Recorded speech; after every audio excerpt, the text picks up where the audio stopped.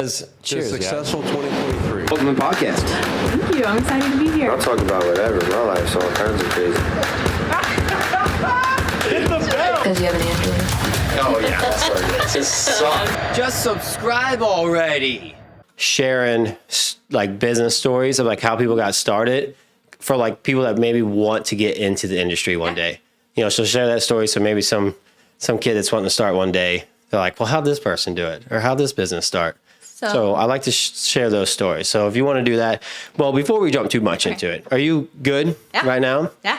All right. Well, thank you guys for coming on my podcast. I do really appreciate that. For anyone that's listening, we got Nicole Dunn, Cody Dunn, both on the podcast. They own the Muscle Bar. It's over in Sullivan, Missouri. And for me, it's actually cool that you guys reached out to me. I added you on Facebook. Yeah. I think because of James Johnson podcast, he had recommended you guys. Oh, awesome. And I think when he came on, you guys were, because how long you guys been in business now? Almost a year. Almost a year. January. Yep. January. So that was probably pretty close to when James came on the podcast. Yeah. So I think he was like, dude, you need to reach out to these guys. Yeah, we love James. He's awesome. I seen you guys did like, he did something where he hid product in your guys' gym. And there's like first 5 people to find it win a prize. Yeah. I thought that was kind of neat. It's cool to see people get involved in the community. Like even if it's not like. That was like kind of our whole goal when we opened this gym was to like do community service, get people active in the community, people, you know, like aware of what our community needs. And we need, you know, people that are going to be charitable, people that are going to donate to different fundraisers, and we try to do that as well. So giving back to community is big for you guys. Yeah, huge. Same for me. Like I probably give back more than I should. Yeah. And it's hard for me to say no, and especially when it comes to sporting events. That's the one, like any type of sporting event or like we have like the booster clubs. I would assume like almost every community has like some type of sports booster club. Yeah. And like, you know, they're always looking for money for pads or for jerseys or something to make like maybe bats or something. Yeah. I'd love to give money to that just to be able to help out, to see these young kids be able to get active. And I didn't even play sports. Yeah. Like I liked sports as a kid, but I'm a solo sport kind of guy. Like I was a skateboarder. I like golf. I like lifting. I like doing things that like just I could do by myself, and I could be very competitive by my own. I don't want to be better than you. Right. I want to be better than myself. Yeah. So that's how a big thing for me. Nicole, not to nitpick you, but can you bring your mic in a little bit? They go in, out, up, down. Right here? Yeah. Like if it's like about like 4 or 5 inches, maybe for you, Cody, too, it's just going to be better for the listeners. Okay. So I'm new to this. So everyone that comes on, it takes a little bit to get used to it. Yeah. But yeah, you get used to it after a while. But yeah. Oh, and if you guys are listening to the podcast, sorry to cut you guys off here. Make sure you guys like, subscribe, go share it with your friends, help me grow. I think I'm up to like 500 now. So I'm talking to the people that are listening in their car, or like I know there's one dude that listens at my gym for sure. But like just anyone that's listening right now, go like, go subscribe. It helps me grow. But yeah, I want to hear about you guys because you guys are the first people that own a gym. Since I've owned my gym now 2.5 years.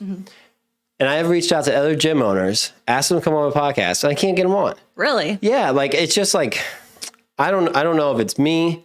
Like I don't know if like they just my energy maybe they don't like, or maybe it's the podcast thing because not everybody feels comfortable coming and talking and exposing themselves like this. And it's like a thing, like headphones, talking to the mic, having yourself record it. Like, I think it's pretty cool. I think it's cool too. Why not? Like, there's nothing. It's nothing too serious. It's like super popular right now. I feel like it's the best way to get people aware of what you're doing, and you know, anytime you can get yourself out there in the public eye, you know, I feel like that's an advantage. So absolutely, I think so too. And like, I have listened to so many podcasts, especially Joe Rogan, big Joe Rogan podcast guy, and I did not like a guy before I watched the podcast, and then after I listened to it, like someone's like, no, you need to listen to it. And then I listened to it. Podcast. And it's the best. It's the best. You get a whole different perspective on who they are. Because you're used to just seeing maybe like clips of them online. Or short reel. Yeah, some like you come up with a narrative in your head that like, this guy's a douche. I don't like him. Then you go listen to it and you're like, okay, actually this dude is actually a really good dude. It's the most interesting shit you'll ever hear. Yeah, and that's what's so cool about the podcast. Yeah. Right? Because it's like you get to sit down and have the conversation with that person too. And he goes for anywhere from sports to, aliens to DMT. Joe Rogan. Yeah, it's just all over the place. That's why he's so good. You always learn something new from his podcast every time. Mm-hmm. Yeah, and now like, because, Joe only has certain types of people on. Mm-hmm. So like I'm a big video gamer too. Mm-hmm. So I started watching some of them podcasts and start learning about some of those guys. Cause there's kids playing video games, making $1 million a year, making multi-millions of dollars a year. 12-year-olds. Yeah. Yeah. And it's insane. And so it's, rethink your whole life. it really does. And then, or maybe your kids' lives, like whenever they start playing and they're actually looking pretty good, you're like, okay, maybe I can support you a little bit in this. Cause there's a right way and a wrong way to do it for sure. Absolutely. My son is super into video games and like he makes his own video games. He's all about it. And I'm hoping that in the future he uses that to his advantage. 10 years old. Yeah. 10 years old? Yeah. And he makes his own video games. He's super smart. That's awesome. Yeah. So I'm hoping in the future he uses that to his advantage. And do you know like what he makes his own games on? Steam, I think it is. Okay. Steam is like it's one where you can download games from, but there might be. Well, there's you design it and then you got to pay to be able to put it to publish it. Other people can play it. Is it like I don't know if it's Steam. UFEN? I know that's a big one. There's what's it called? We're gonna get a little sidetracked here. Yeah, get him on here. He could tell you every single. Yeah, there's one that's like it's making it like really easy for people to make good video games now. Like I know it's what Fortnite uses. Like, have you guys heard of Fortnite? I mean, that's basically what it is. I think he's using those same things. Yeah. Yeah, it probably is. That's where he puts his games onto, something like that. On Fortnite. Yeah, it's UFEN, and I think it's what it's called. And it's basically, it's like this. Yeah, it's like what, because, man, I'm having a brain fart now. The people that own Fortnite, they have like their software that they use to make all these video games, but they just like open it up to where everybody can get in and use it now. So you can just get in and start making these video games. And then spend hours just like creating characters and really, I bet it is UFEN then. Yeah. And I know there's like, because I watched professional gamers start making like their own video games too, because like you can publish them to Fortnite, and then the amount of people that play on them, you start getting paid for it. Yeah. And it's like Fortnite's paying you out. Goal. Yeah, that's awesome.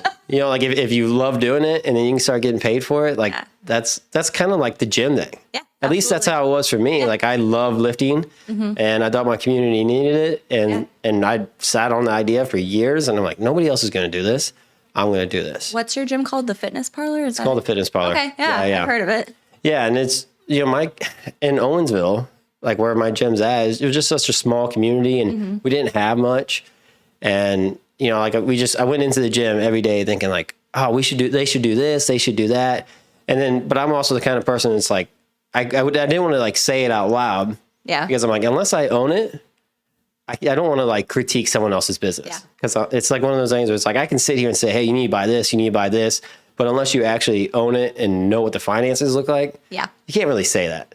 Yeah. Because they might just be struggling just to get by with what they have. And there's so much that goes into building a gym, like the equipment, like these are all things that you don't think about until you're in it, doing it. Oh yeah. Like you can like have the idea and be like, oh, well, it'll probably be about this much. But then once you're really writing the checks, it's always more than expected. It is. And I get people still, it doesn't matter what you do. People are always going to want more. Oh yeah. Like, I've bought all kinds of equipment, supplements, wraps. I mean, I've done all kinds of stuff and they appreciate it for a little bit. And then all of a sudden they're like, hey, also you should get this piece of equipment. I mean, I think, recommendations you should always welcome those for sure. Just because if there's some stuff out there that you hear repeatedly from different customers, or different clients there, I think it would be good to follow up on that eventually when you're capable of, because like you said, the finances of things, it might not be making this much money this month, but next month or a couple months down, definitely add in some stuff, or just like put it on your list. Like, if everybody's requesting this one machine, put it on the list and be like, okay, when do we get money? When the money comes in, we saved up enough, we get this machine, we add it. Yeah, because I mean, we haven't been open a full year, and I mean, we've already bought a couple different new pieces of equipment just because people said that they wanted it. Yeah. And so I'm like, well, we're gonna wait a little bit till we buy the next piece. Yeah. Yeah, and you have to do that. Yeah. You have to do that. Yeah. Because it's those pieces of equipment are not cheap at all. No. Not even the used ones, No. Everything in the gym is brand new except for like 2 pieces of equipment that we bought from a friend out of Springfield, out of his gym. And, I mean, every single thing in there, man, it's just, wow, crazy how expensive it is. It is. I actually bought a lot of just used stuff from Show Me Weights. You guys ever heard of Show Me Weights? Yeah. I went up to them and what I could get used. I'll try to stick to Life Fitness because I trust them. Yeah. Like I know it's good equipment. You can get parts for it if it breaks, anything like that. But yeah, I mean, I bought some new, but yeah, some of it's just crazy expensive. Crazy expensive. We went through push pedal pull. Okay. In Chesterfield. And so the guy came out, he looked at the space, and I told him, all the equipment that I wanted, and he looked at the space and he figured out ways to get it all to fit. And then he also went through a list and he goes, well, I think you might need this, this, and this. And we just bought it all. But it was pretty cool the way they did it. They kind of drew out a design of the layout of the building and knew exactly where everything they were going to put, like where everything was going to go before they even started assembling it. So yeah. Yeah, and you guys are starting from scratch. Well, let's go back to take it back to before you own the gym. Okay. Because I can tell both of you guys have been in the fitness industry for some time. I mean, you can clearly tell you guys lift. Yeah. Where did it all start? So, for me, I started doing CrossFit in 2016. I had a bit of a gymnastics background, and my friend Julie, she said, hey, why don't you come with me to a CrossFit class? It has gymnastic type activities that you do. You really like it. So I hesitantly went to my first CrossFit class, got hooked immediately. And I'd say for the next 2 years, I did that 5 days a week. And then the burnout happened. And so then I switched over to Anytime Fitness, and I did like more of the traditional lifting. And that was a bit of an adjustment because, you go from fast paced weightlifting and cardio to the traditional lifting setting. It was a bit of an adjustment and I had some learning to do. But once I started getting the hang of it, I got offered a position as a trainer there. And I did that for a couple of years. And then after I left Anytime Fitness, I decided to pursue online training just because for my life, having 2 kids, I wanted to spend more time with them. And when I was at the gym training, I was there all day. And then by the time I got home, they were going to bed. And I just wanted more opportunity to spend time with my kids. So I went over to the online training and then got a little bored with that because I miss people and being in the gym setting. And a gym was always something I'd always talked about. I want to own a gym. I think that'd be so cool. That'd be the neatest thing. And so eventually, Cody. Same for you, Cody? Oh, yeah, absolutely. Yeah. I mean, there's no better environment in the world to me than an environment like that. I just feel the gym? Yeah. How long you been lifting? Sorry, I'm not trying to cut you off. How long you been lifting too? I got serious about it around 2013, 14. I was stationed down at Fort Hood. I was a combatives instructor down there at the Fort Hood combatives facility. And I had a buddy, Bubba Kirchner, if you're listening to this, I'm going to call you out. He was the one that got me into lifting. And I mean, ever since then, it's really been something I've stuck with. And I really, really enjoy it. So how, 2013, that's 10, 11 years? No? I think that's when I started lifting too. Yeah. Because I was young and I had the same thing. Very similar experience. Like I want to lift. I just never, I just wasn't for me. I didn't have any friends that lifted. I didn't know anybody that lifted. So I had a hard time getting in the gym. Like I had tried it, but like I would start for a week and then like I remember I got a membership at a Snap Fitness one time when I went to college for a month and I tried joining the Snap Fitness and then I went in, I didn't even know what to do. Like I didn't realize that people did different muscle groups on different days. So I just walk in, I'm like, okay, so I'm just going to get on the treadmill. So I ran on the treadmill for like 5 minutes until I was tired. And then I was like, well, I guess I'm going to go home because I don't know what I'm doing. And I did that for a week and then quit. Yeah. And then it was like a year later, I still want to do it. And then I had a friend who was like, dude, if you want to lift, let's just go to the gym and start lifting. And I'm like, okay, let's give it a try. Like I didn't have confidence It can that I be would very stick with. intimidating when you don't know Super what you're doing, especially when you first walk in, you're new to the gym environment. You see everyone, they seem to know what they're doing, and then you have no clue. Especially if they're walking around like bro tanks. Yep. Or like, like super jacked. Yeah, and you're like, man, these guys are gonna just look at me and make fun of me, and like I'm not welcome here. And it did not take me but maybe 3 to 6 months going to the gym to realize like these people are actually super nice. Yeah. Even like the big jack tatted up dudes, like skinhead looking ones, like those probably are the nicest ones in there. It's the The biggest gym culture- misconception, man. Huge misconception. Gym culture is the best. Yeah. Friendliest It really people, is. most supportive. Everyone is there to reach a certain goal.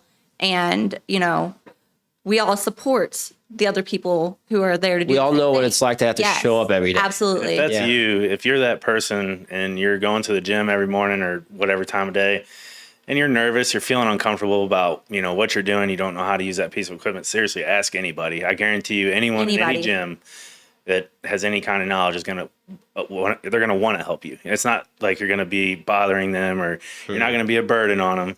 They probably need to take a minute or two break in between a set anyway. So they're like, yeah, I'll hop over there and show you it. Yeah. Yeah, people want to help each other. People want to see people in there, especially like, anyone new, even before I owned the gym, I just want to see more people in there. Like I want to see people happy. I want to see people doing better. And I feel like that's everyone in the gym. Like I feel like they're just like, yeah, come join us. Yeah. It's the best vibe. It's a tough one too, though. Like if you see somebody that is struggling, for me, it's hard to approach them because I don't want to make them feel silly, like whatever they're doing, they might feel like they're messing something up, but I always want to show somebody the proper way without being that guy that, is like, hey, Hey, you're doing this wrong. Yeah. but Have you kind of found a way to combat that? yeah, I always have a smile whenever I talk to people, especially in that kind of environment, because people really do put a weird stigma on working out and trying new things. Like it's just everyone thinks that they need to be professionals at this, and it's like you don't, and everyone starts somewhere, and that's okay.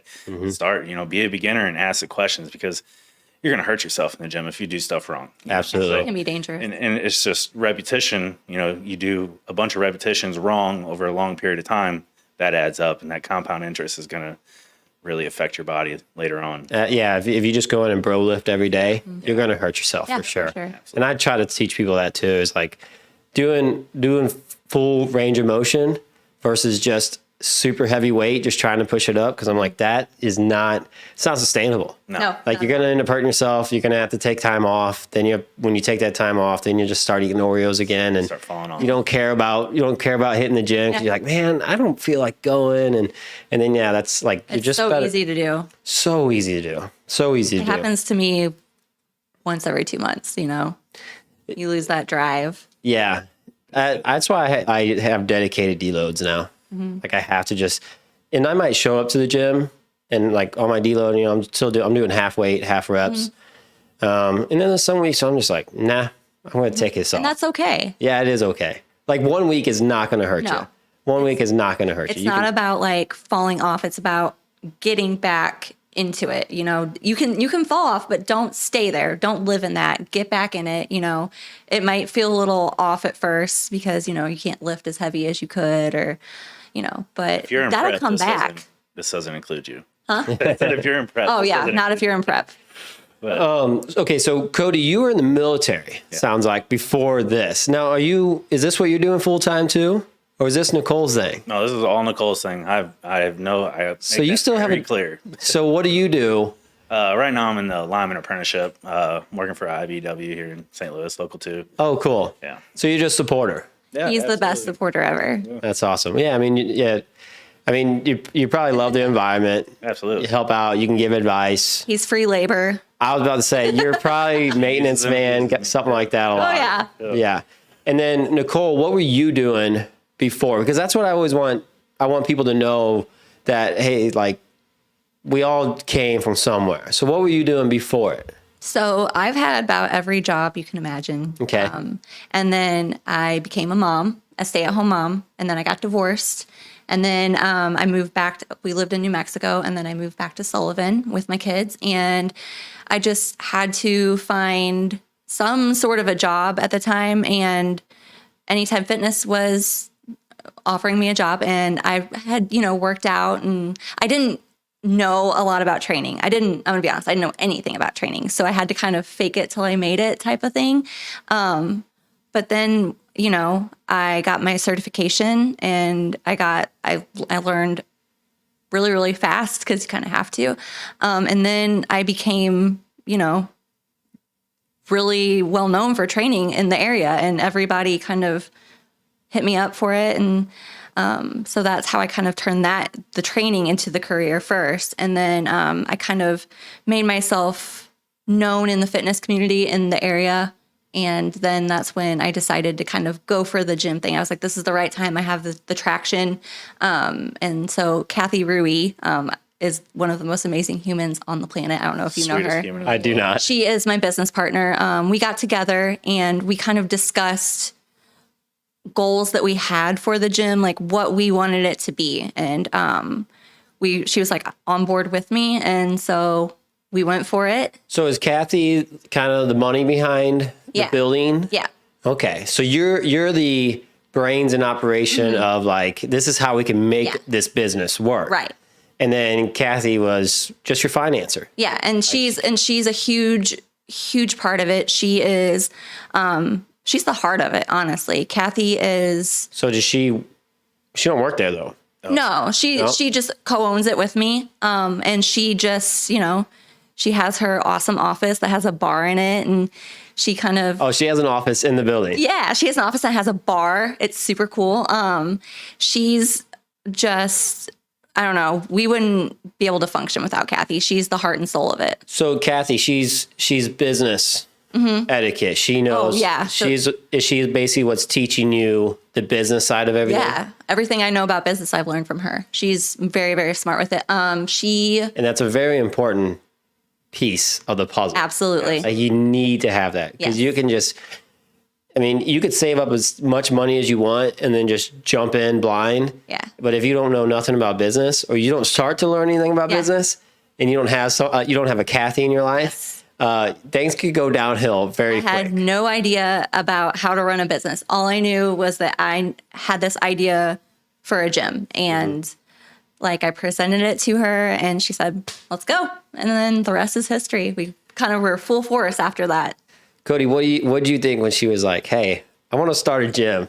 You call her crazy, or you were like, I was on board 100% with her, and I knew that she had what it took to make that happen, and I knew that with Kathy's help, there was no chance like of us, of them not doing well.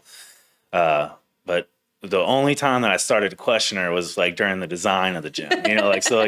You got this already existing building, and we just completely remodeled the whole thing, right? But she had this vision, and everything's black, and it's just like black equipment, black walls, black floors. The whole thing's black though, like we can have some white trim or something. No, everything's black. Yep. Turned out amazing. I got a lot of pushback on that from everybody. The painting guys, the guys who painted the building, they're like, "Are you sure?" The contractors, they were like, "Are you sure?" And I was like, "I'm sure." Why'd you choose all black? I'm curious. It's clean. It's classy. To me, when I work out, I don't want to see a bunch of color. To me, that's distracting.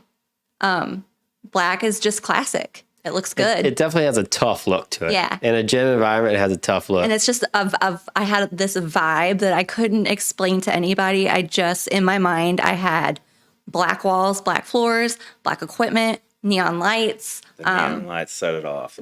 We have a recovery lounge, and in that recovery lounge, we have a refrigerator with post-workout drinks, pre-workout drinks, protein snacks, 2 massage chairs that are life-changing. They're probably the best thing of the gym, and beanbag chairs. And my goal for that room was I wanted people to feel welcome. I wanted people to stick around. I wanted people to hang out after they worked out. I wanted it to feel like somewhere where people wanted to be.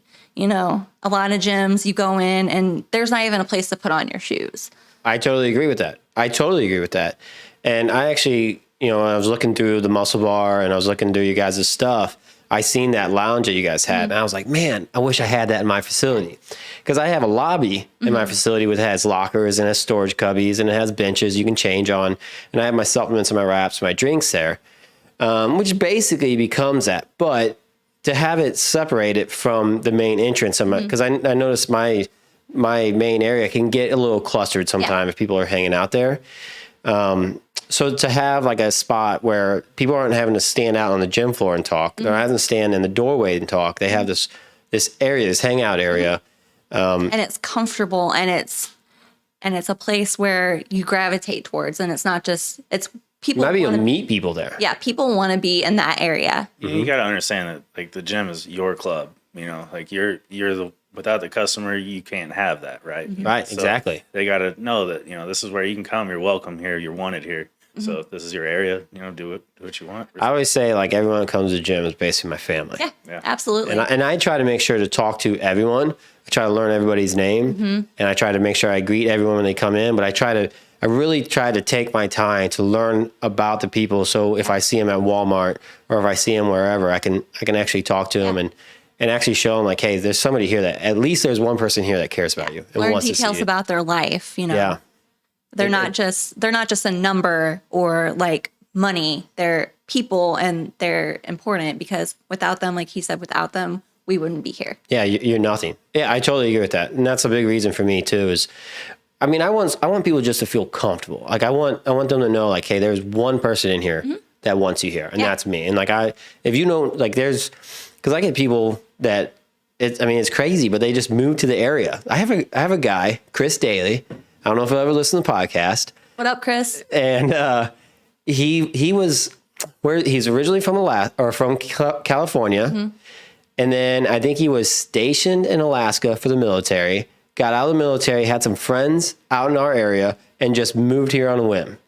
From what I understand, like wanted to be around his friends, everyone in Missouri, so moved here. Interesting. And then I talk to him every time he comes to the gym. He's an awesome dude. Yeah. Awesome dude. He's a hot rod guy. Like I'm a hot rod guy. He likes lifting, and just we have a lot in common. And yeah, like if I would have never took the time to talk to him, like he might not have known that many people in the gym. But like I try to make sure to just take the time to get to know people like that, so they feel more comfortable in the gym. So they have at least one person to talk to. Absolutely. There's a lot of times that I've had people personally message me and tell me that they have never, ever, ever felt comfortable in a gym. They've always been too scared to go in. They've never felt comfortable when they go in, but they say that, when they come into my gym, they feel comfortable and they feel welcome and they don't feel judged and they feel like it's a safe space. And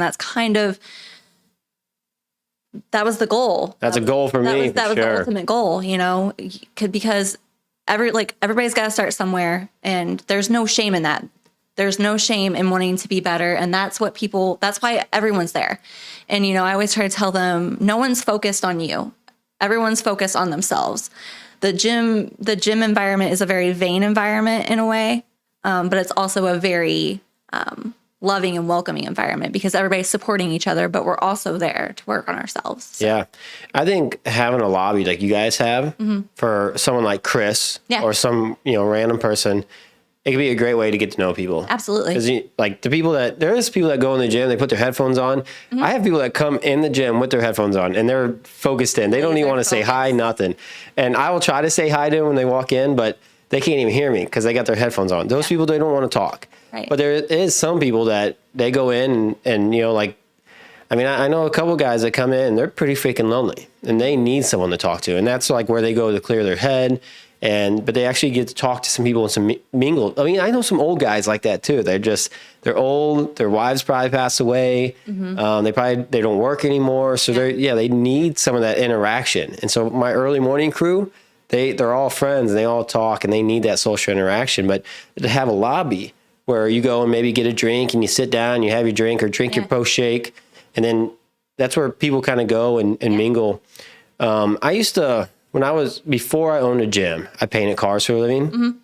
And so I worked in Sullivan for a while. I worked in Union, worked in Washington, I worked in Cuba. So I was like, every year I was getting a new job in a body shop. So I was moving gyms, like whatever gym was around. And to have an area like that would have been so much more helpful to talk to people. and just kind of get to know people. Because in the gym, sometimes you just need a spot. Yeah. You know, and like now I'm more like, I'm just really comfortable. I can just walk up to anybody and ask them for a spot. But if you're new to a gym and you're not confident, you might not be able to ask for that spot. Yeah. It's a super scary thing when you're starting out. Like I can speak on that for myself. You know, I remember going to Snap Fitness and walking, like you said, walking on the treadmill for like 30 minutes and going, okay, well, I guess that's good enough. I don't know what else to do. Or, you know, felt like everyone was looking at you or judging you, but that's not the case at all, especially in our club. Like I make that a point to make people feel welcome and like it's a no judgment zone. Yeah. Starting random conversations with people out in the gym. Like there's days where I'll just walk around the gym and just talk to people. Yeah. I'll be like, hey, Chris, what's up, man? How's your truck going? And then the guy over here that likes trucks too, he's like, oh, is that your truck out there? And then next thing I know, like I'm walking off and I got 4 guys all sitting here talking. And then, they're hanging out outside the gym and stuff. And I love that. That's like, it's for so some awesome people, that's the only social time they get in the day, especially when you're a mom, a stay-at-home mom, or, you know, a lot of moms will just come in and that's the time that they get to spend with their friends. That's the only time they get away, you know? So, yeah, I think people need to realize what the gym is, that, or at least that it is more than just trying to be a bodybuilder. Yeah. Like just trying to be jacked, because there's people going through divorces. There's people going through like death of a family member. There's people going through like depression because something bad. Maybe they lost their house in a bad business deal, or lost their business, or you know, I don't know what bad like traumas in their life where they're having like, this is their place where they go and clear their head, you know. And so like I think I know I've used the gym a lot for mental issues, like things that I just had to get through, maybe anxiety or depression. Or just loneliness, like just go to the gym and just work it out. Yeah. Sometimes it's more for mental than physical for most people. You have your people who are like prepping for a show or trying to lose weight, obviously. But I know so many people that if they do not get in the gym and work out, they are very anxious. They're not a good mom or, you know, wife or husband. Because they didn't get that time to work out their frustrations or their stress that day. Yeah, some people it's just an hour to yourself. It's that time to take out, because I will say for me, like I was one problem I had when I was younger, I had a lot of extra energy and I didn't know how to take it out. And a lot of times it came out in the worst ways, like me just blowing up, and like I was like the kid that would just like, like I remember just like throwing my cell phone and shattering against the wall, just being this stupid, dumb kid with too much energy. And that's how it came out. I can relate to that. But like looking back on it, I hated it, you know, but I was young and I didn't know how to like deal with this extra energy. I didn't even realize I had this extra energy that need burnt off. But then I started going to the gym, and all of a sudden now I don't have this extra energy every single day that like just was like building up day in and day out. So that for me, and I even notice now, like if I don't make it to the gym for a while and I start to get this extra energy, I start to get like a short temper with things. Irritable. Absolutely. Irritable. Yeah, that's a good word for it, because I'm working on a house right now. I got, I'm doing itself. Yeah. Well, I'm doing all the drywall in it, and I hate drywall, and it's hot out, and I'm fighting this one piece of drywall, and I was so busy one week that I just was grinding on it that I couldn't even make it in the gym. I was working like 12-hour days, and I was just trying to get it done. And then I had one sheet of drywall work left, and I just freaking lost it on it. I lost it on it, and I was like, screw it, I'm done for the day. But after that, that's why I told myself, I'm like, you need to get back in the gym. Yeah. Like you're letting yourself, you're letting all this energy build up, and I'm starting to get irritable. And I think it might just be like clearing my head. Like that's a big part of it. It's definitely a good place, and I know, you know, as cliche as it might sound, but really it's the place where you can go to deal with your demons, you know, so to say. And like I have friends like the guy I mentioned earlier, Bubba Kirchner. Like I know today, wholeheartedly, I can say he wouldn't be here today without the gym. You know, with the veteran suicide rate and everything, mental health and all that. Sweetest guy you've ever met in your life, would do anything for you, but he needs the gym. It's people like that I mean, I know for a fact without it. Like a PTSD, like he has to. Is that what it is? Pretty much, you know, stuff like that. He's just got a whole thing built around this gym that, like, without that, he's not himself. You know, so I love it. I love to see people like that have that, whatever it is. that they know that whenever they get to that gym, that's where they can kill whatever's inside that they Yeah. you know. There's a lot of people that are in recovery that come to the gym. True. We have a lot. So we are located downtown, and there's a place called Spiritual Solutions that's a recovery place. We have a lot of people that will come there every morning, like clockwork, and that's their way to recover and to stay on track and to stay, on the right path. Yeah, because if not, they have to do something to kill that urge in their head. Yeah, I actually, there's a lot of people that come to my gym for the same exact reasons. Same exact reasons. Like they're sober for however long, and they like going to the gym is that fill in their void that they need. Because if not, they want to turn back to this bad path that they have. There's no better way to get on the right path and to get in the gym and focus on your mental and physical health, in my opinion. Absolutely. They could be doing so many other things, but they're there. They're choosing to do that, and that's helping them stay on track, and that makes me really, really happy to see, and it makes me happy to be the place that they're going to do that. Mm-hmm. Yeah, because there's not a lot of people turn to a lot of bad things. Yeah, drugs, easy to do. Alcohol. It's much easier to do.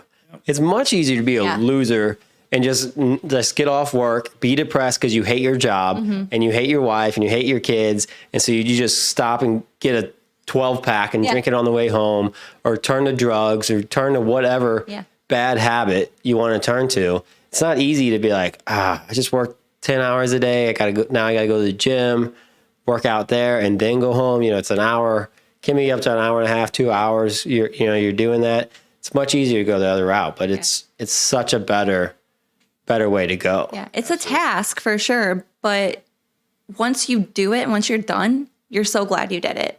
It might be a pain in the butt to get in there and make it happen, but once it's over with, you'll never regret the workout that you didn't do. That's a cliche quote, but it's very true. I've never once done a workout and regretted it. Oh, I totally agree. Regretted not going many times, but I've never regretted getting that in. Your self-respect and your self-esteem go a long way with that. If you are the guy that, you're getting off work, you're grabbing that 12-pack, you're going to go to the house and just, sit down and drink that and not do anything the rest of your evening. Yeah, every once in a while, there's nothing wrong with that. But, like, if that's your daily routine, you got literally hours of time where you could have been doing something more productive, whether it is the gym or something else. Just, you got to know that there's another outlet out there. There's something else that you can really use to actually clear your mind. Because I've just recently quit drinking myself just to kind of try it out. And the brain fog, like all the mental clarity I'm getting now that I don't drink anymore, and I'm not going out during the weeknights and stuff like that. Like it's huge. So, I'm not just a guy talking about you should slow down on drinking for whatever reason. Like, just give it a shot, go work out, go clear your mind, and don't try and drink everything away. There's better ways to do it. You really start to feel a whole lot better. Yeah. A whole lot better. It's insane. It really is insane. And until you try, like, going to the gym 5 days a week and eating good, I'm going to throw that part in there. Yeah. It's very important. Your body's like, what the hell? And then it's like, all of a sudden, like that, you're losing weight and you're feeling clear-headed, and you're sleeping good at night. Yeah. You're waking up good in the morning. You don't feel groggy during the day. Probably going to have some really weird dreams at first, though, because I have been. So, really? Yeah, whenever I started eating clean again here recently, I got real strict on all my diet. I tried to cut sugar completely out of my diet. That was fun to watch. Yeah, so I was like having lucid dreams, but about food. Not even good food. Yeah, Walmart pizza. Walmart pizza, or just the junk. When you're dieting, it is crazy what you start to crave. I could smell it in my dreams. I visualize it as just like this big, ugly pizza that I just needed to devour. He was like, did we get a Walmart pizza? And I was like, no. He goes, I swear there's one in the fridge. Or did I just dream about that? I was like, you definitely dreamed about it. Dude, I know it. I know exactly what you're saying, because there's about once a year, and I've like last year I finally got to my breaking point where I was like, okay, this is not sustainable. But I would do, like, I would count my macros, and I'd get very strict, and I would only eat like lean meats, 90% or leaner. I'd eat healthy carbs, and healthy fats, you know? And so like, it was like very strict, and I was counting it, and like every like 5 pounds, I'd readjust my macros and keep trying to cut down and cut down.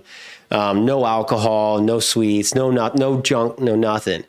And it's crazy, the stuff you start to crave. Dude, I would lay in bed at night and watch food videos. Like I'd be like watching like how to bake like double baked brownies or something crazy, like double fudge brownies. And I would torture myself. Yeah. I would torture myself. I swear to God, like my algorithm just knew that I was on a diet. Clean. Yeah. Cause like I would see all these like cakes and brownies and stuff, you know, like all the delicious desserts. And I'm just like, I'm scrolling through, I'm sending her videos, you know, I'm like, man, this looks good. But then I got to like the healthy side of all that, where like they have healthier ways to, you know, make pancakes. You take 1 banana and 2 eggs and blend them all together, you know, and that makes a pancake. It tastes pretty good, you know, but you can taste the egg in it. But if you get some like sugar-free syrup or something like that and put it on there, it's not too bad. But the more you do it, the more you eat healthy, the easier it becomes. Like once you make it routine and you just make it something that you do, it does become a lot easier. Yeah, you still crave those things every now and then, but your body is getting used to eating what's good for it. And then, you know. Well, your body really does like get immune to like eating McDonald's fries and those freaking greasy cheeseburgers and stuff. And so whenever you go on these diets, you really start to figure out a lot about yourself. And when you start to eat clean and lean, and then you try to go back to eating those McDonald's fries, and you instantly get sick, and you're like, oh, how did I? What? I just had Sonic today for the first time in forever, and I feel awful. Yeah. Like, I just feel disgusting. It makes you just feel sick. And I hate myself for it. So gross. And I think you should like enjoy some ice cream every now and then, or if you like Oreos, or if you like Sonic, every now and then you should get that. Yeah. I do think you should. I always tell my clients, like, live by the 80-20 rule. 80% of the time, stay on track and do the things you're supposed to do. But 20% of the time, live your life. And like, you know, if you're at a birthday party, eat a piece of cake.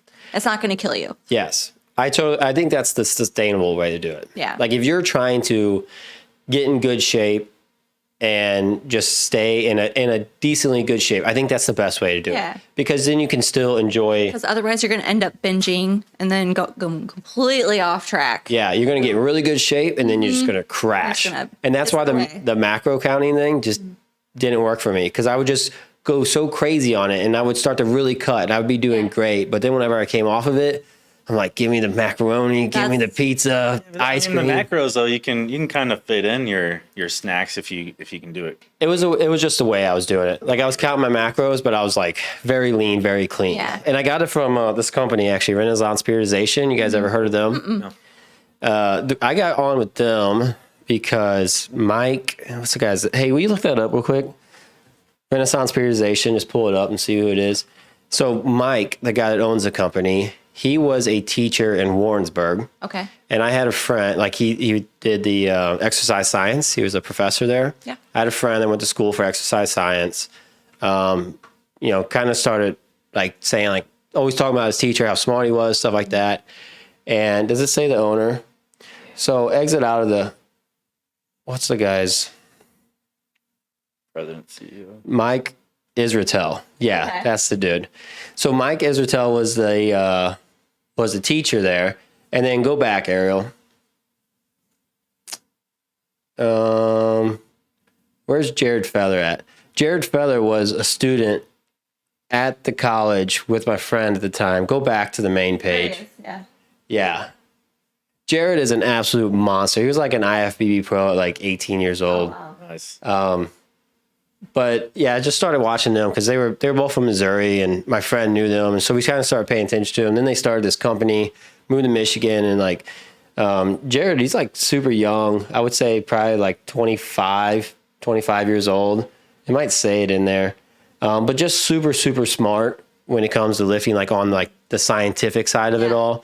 And that's kind of like where I picked it all up from. Like they were like making diets and they were talking about how to make them and how to like lean out like they were. Cause like Jared Feather was a natural IFBB pro and he looked like an absolute monster. Like it was just crazy. You would never guess he was natural. Yeah. And now he's not natural now. Like that picture right there, he's not natural. There's a look. Yeah. Yeah. You can tell but like even when he was natural, he was pretty ripped. So it was like, okay, this guy knows what he's talking about. And so he's probably like one of the small few people that can just stay dieting like that and live a life like C-Bum. Chris Bum said he's one of those guys that can just 365 days a year, just diet like a monster. Can't do that. Can't relate. Yeah, I can't either. Your normal human being cannot do that. Like, no, those guys really are just built different. Built 100%. Yeah, they're That's also why that's why they're champions. yeah, absolutely, especially C-Bum. Yeah. Especially C-Bum. And he's just, I mean, there's guys out there that are killing themselves trying to get to their level and will never make it. Never. Because part of it is genetics. Absolutely. Too. I mean, and not to even discredit him, I wasn't trying to make a joke earlier about, if he is on any kind of. Oh, he's freaking loaded now. Yeah. He's loaded now. Earn that though. You know what I mean? Yeah. So it's not. Even, you can have the best genetics, you can have everything. It doesn't matter if you don't put in the work. And these guys, obviously, like we just said, they train harder and more efficiently than the average person's ever going to achieve. So, Yeah. And they stuck to it. Yeah. Yeah, and that's hard to do. It's impressive. It's very hard as to do. young as he is. Yeah, he's crazy young. He was at it at a very young age. I think at like 14 is when he started lifting and really getting into it. And he was just like bred for it. Like he knew what he was wanting to do in life and he really stuck to it. And if that's all you want to do in life, then that's great. Like that's what you can do. But for a lot of people, lifting is not that. And even though I bought a gym, like lifting is not my entire life. Right. Like I love business. Like that's what I really love. And like I'm starting a new company right now. And I started the gym because I love lifting, but I realized that it's not my only thing I can do in life. Yeah. I would get bored. I just couldn't do it all the time. But it opens the door for other things, for other avenues. You know what I mean? Mm-hmm. Like you can have your gym, but then, you can have like a meal prep restaurant. Like you can start doing a whole lot. Relay it into other things. Absolutely. And yeah, so actually interested because we kind of I feel like we just skimmed the top of you guys' business. Oh, yeah. And when you're saying that, I like that idea because as a business, like a guy that really enjoys business, I just love the art of business and creating business. That's something I try to do in my gym is like I not just have a gym where I sell memberships, but I have classes, mm-hmm. I sell supplements, I sell wraps. We have personal trainers. And then like you said, you had massage chairs. Like what do you guys do in you guys' facility? So we are more than just a gym membership. So we are your normal 24/7 facility, and in that we have when you buy a membership, you pay one fee. We have lots of amenities that do not cost extra. You get for $45 a month, you get your gym, you get the massage chairs. We have Pelotons. We have an infrared sauna. We have a kids room. Sauna's huge, I bet. Yeah, sauna's amazing. It's a 4-person infrared. It's amazing. I feel like it's a very underutilized thing in the gym and very underrated, but it's probably my favorite thing because the way you feel when you come out of there is amazing. Like you feel like a new person. So with that membership, we have 2 tanning beds too. So you get all of that with your membership. You don't have to pay extra. My thing was that I don't want to upcharge people. I want people to feel welcome. And I feel like if they're paying extra for all these extra things, they're like, and you also have to think about the community that we live in. We live in a very blue collar community. People live paycheck to paycheck. And they can't afford all these extra things. They can't afford, $25 extra a month for tanning and this and this and this. So I wanted to make sure that, the community could afford nice things. To have these amenities. Yeah, I wanted to create a place that felt like an upscale gym, but not upscale prices. Absolutely. And on Wednesdays, you also have the Botox ladies. Oh, yeah. We have B12. We have someone that comes in and does B12 injections. Every Wednesday. Every Wednesday from 4 to 6:30. Elizabeth, she's amazing. She's adorable. She comes in and she'll do B12 injections for people. Those do cost extra because they're paying her. Yes. But as they definitely should. Yeah, and those are also underrated and amazing. If they've most people never got their blood work checked. So they probably don't even realize they're low on B12, but most people probably are low on B12. And you can feel the difference. I mean, you go get the shot, like by the end of the week, you'll tell the difference from the time that you got the shot till your energy levels are just through the roof. You're sleeping better. Like you just feel better. Yeah. And they have one that has like a fat burner or something. Mm-hmm. Yeah, she has the like L-carnitine, I think it is. And then, so we do that. And then once a month, we give out a free month to a member. I seen that. We pick a member at random and they'll get a free month. And that's just kind of another thing that we do to let our members know that we appreciate them. So they have to be a member to get a free membership. Yeah. But if you're a member of the gym, you just randomize all the people and you just pick one random out. Yep. I think that's cool. Yeah. And it's just another thing that we feel like our members deserve. Just trying to give back to your members. Yeah. Yep. I just came back from Limitless Arena in Salt Lake City, Utah, and like every speaker that got up there, that's all they talked about. You know, like they were giving money away like to people that spent their last dollar to get to this event. You know, it was awesome. They called them out. You know, they were asking for obviously. Oh yeah, Limitless. Yeah, yeah. That's a big one. It was huge. It was huge, and it was awesome. Who puts that on? I was jealous. Will you look that up? The Muscle? Dude, I was looking that up. I was gonna go that. His name is The Muscle on Instagram. It is The Muscle. But I don't know his actual name. Dang it. I just tagged him on Instagram. It's not Limitless Arena, is it? Yes. No. Yeah. It is? Yep. Yeah. I mean, you want to talk about power list right there. Say like, David Goggins, and then that's all you need to know. Well, I'm a huge Gary Vee fan. That's what the draw was for me. Gary Vee was the second speaker up there. He followed David Goggins, which You got to watch Gary Vee? Yeah. Oh, man. Jealous. It was such a funny transition to hear David Goggins, you know, like, fuck your feelings, or part of my language. Yeah, no, you're good. Okay. We can. Yeah, all right. But he was like, you know, screw your feelings, all this and that. And then you got Gary Vee like, yeah, man, you just have fun. Love and passion. You know? Yeah, Like, give back. That's hilarious. Yeah. But, Well, and I think they all have good points, too. Yeah. That's why you got to almost watch them all. Yeah. Ed Milet, he was the third speaker on there, and probably for that day, the best speaker. I really enjoy his like Instagram posts and Which one's that? Ed Milet. Yeah, he's right next to the left of David Goggins there. Yeah. Oh, that guy. Yeah. Down at the bottom. So, and I'm not like, you can ask Nicole, I'm not a big like crier person, but like whatever he was talking about, like, I mean, it was Teared you up? It was, I mean, I was like, Damn. you know, like I gotta get it together here. How'd you get on with that? We're getting sidetracked from you guys' gym. I want to go back to it, but how'd you get on with that? Because I just saw it, and I'm also starting another business on my own, and I have a partner. Me and him bought tickets to go out there and just check it out. You know him, Chase Zinkowski. Oh yeah. Oh, I know Chase. Definitely know Chase. And we're huge fans of Andy Frisella. He's kind of like a local hero. Yeah. I'm sure you know who he is. Yeah. Oh yeah. But we try to go to Summer Smash every year and stuff. But he was going to be out there, so we got the tickets. We wanted to go, and we made it out there. What a ticket cost for that? It had to be expensive. I bought the cheap seats, which ended up being like a free for all. So like I paid, it was $275 or something, but still got to sit in a really good seat.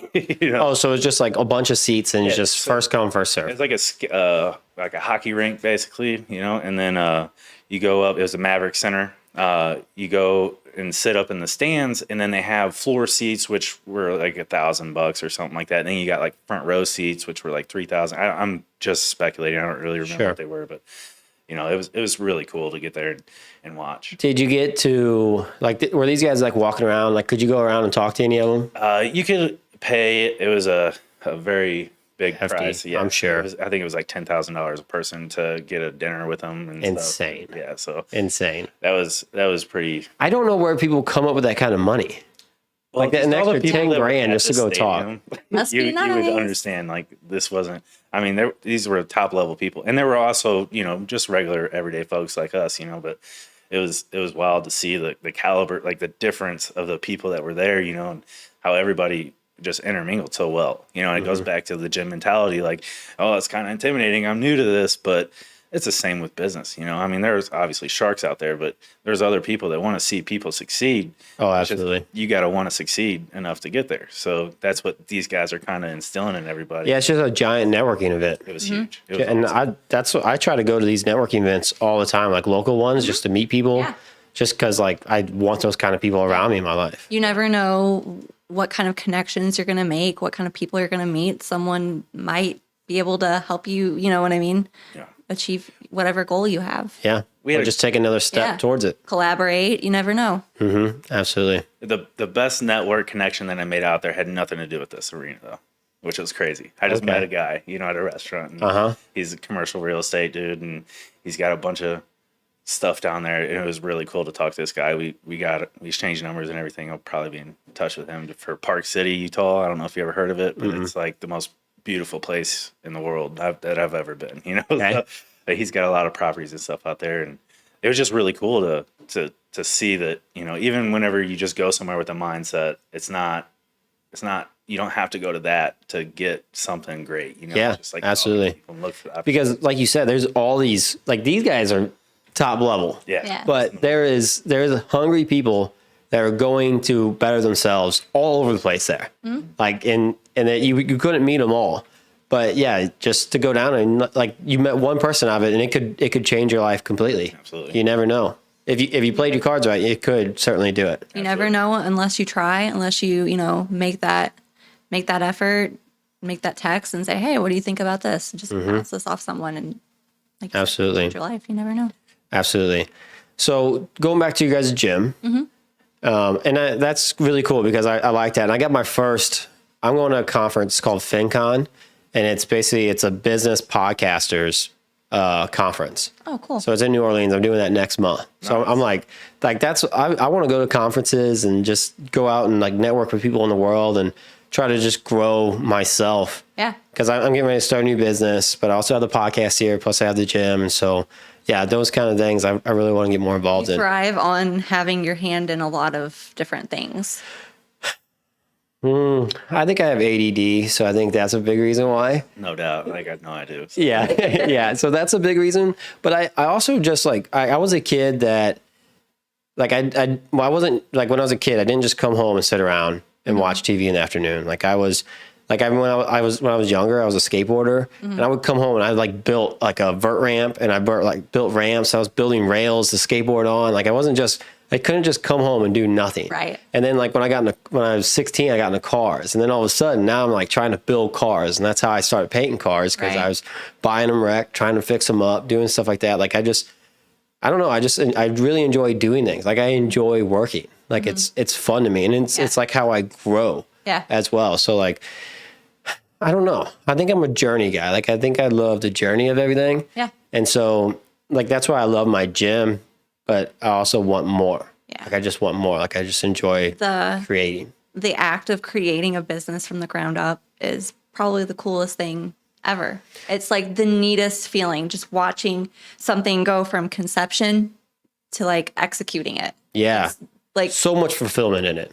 Like I can't explain it. Like people always ask like, how is it? And I'm just like, I can't explain it to you. It's like the best dopamine rush. Yeah. You start with this little idea and then you start acting on it and then you see this finished product. I cry probably twice a week just because I'm like, I can't believe that this is like a thing. Yeah. And this started out with just a little idea of mine. Yeah. And I did that. Like if I can do it, anybody can do it. That's fact. That's what I always say too. I'm like, I was freaking nothing. I was a little poor kid that like, I remember at one time in my life, didn't even think I could own a $10,000 truck. I was like, man, there's no way I can afford that. Yeah. And it's just crazy how like you just start working towards things, slowly taking steps forward. Gym's the exact same way. That's why I love the gym because it's progress. It's a journey. Like if you're going to get in shape, like you can't just get in shape and then stay there. Like you have to work to stay in shape. Like the day you stop working out, it's the day you start getting out of shape. Like I've had people come up and say like, dude, you made it. Like chill out. I'm like, what does that even mean? No, like what do you mean? There is no constant like state of made it. Like, there is no end just game. Stop working out then? Like I just don't go to the gym anymore now and then what? No, yeah, you like 6 months, a year later, start eating Oreos again. Yeah. You're going to be out of shape and you're not even going to look like you hit And there's always going to be someone hungrier. Yeah. There's always going to be someone hungrier out there waiting to like, scoop in and wait for you to fall off, Absolutely. But yeah, I like it's mind blowing to me. Still to this day, we're like 1,000 members in and not even a year. And it's good to be grateful. But I so grateful. And I don't know that that feeling would ever go away, because I still don't feel like, I don't know. I've never felt like I deserve it. You know what I mean? I don't think I deserve it.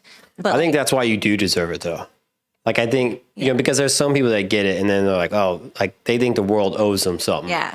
And then I think that's what makes you show up and keep working hard every day. Yeah. Humility in it. You know, Yeah. You gotta have it. Yeah. You stayed very humble through it all. Like, I think that's great. I think that's what makes you a good gym owner. Yeah. Kathy and myself, we just got into it because we wanted to help people. We wanted to find ways to make people feel welcome. And I feel like we've done that. And we do a lot of philanthropy. We give back to the community. We do a lot of fundraisers. Actually, I want to plug something if I can. When will this be?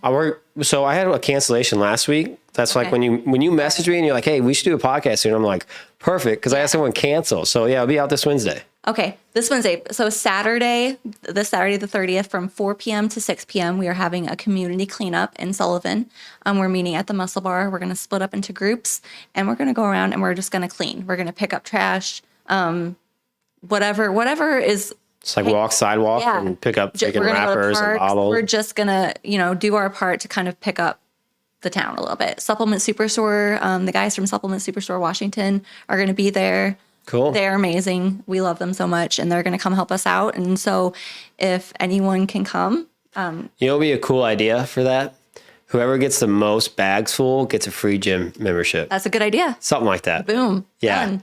I try to do stuff like that too. So my 1 year or my yearly anniversary of the gym, I will have like a pull-up contest. And then whoever does the most pull-ups gets $100. Yeah. And then like second and third, and this is for men and women. So I give out $100 for each.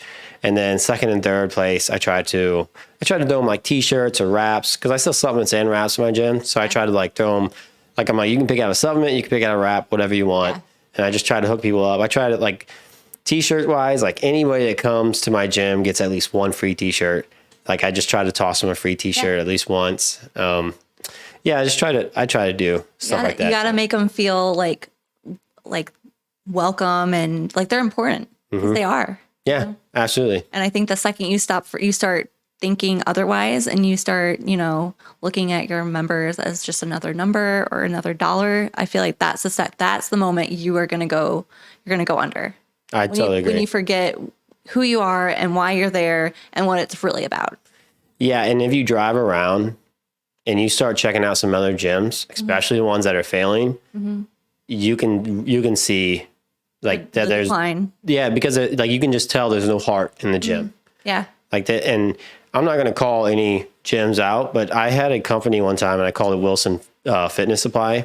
So I sell Axe and Sledge supplements, and then I sell Tough Wraps in my gym. Yeah. So like these are two companies I work with, and I carry literally every single product by them. And then 30% of my yearly profits come from supplements and wraps. Like I make a good chunk of money. We make pretty good money from like just our drinks, in the fridge and stuff, and like all of our snacks. Yeah. And so for me, I was like, man, this is huge. Like I've probably been to 6 gyms in my life, like consistently, and none of them offer drinks. Right. None of them offer supplements. None of them offer wraps. Yeah. And nothing against the guys at S2. Like I love S2's products. Right. Like First Form has some great products.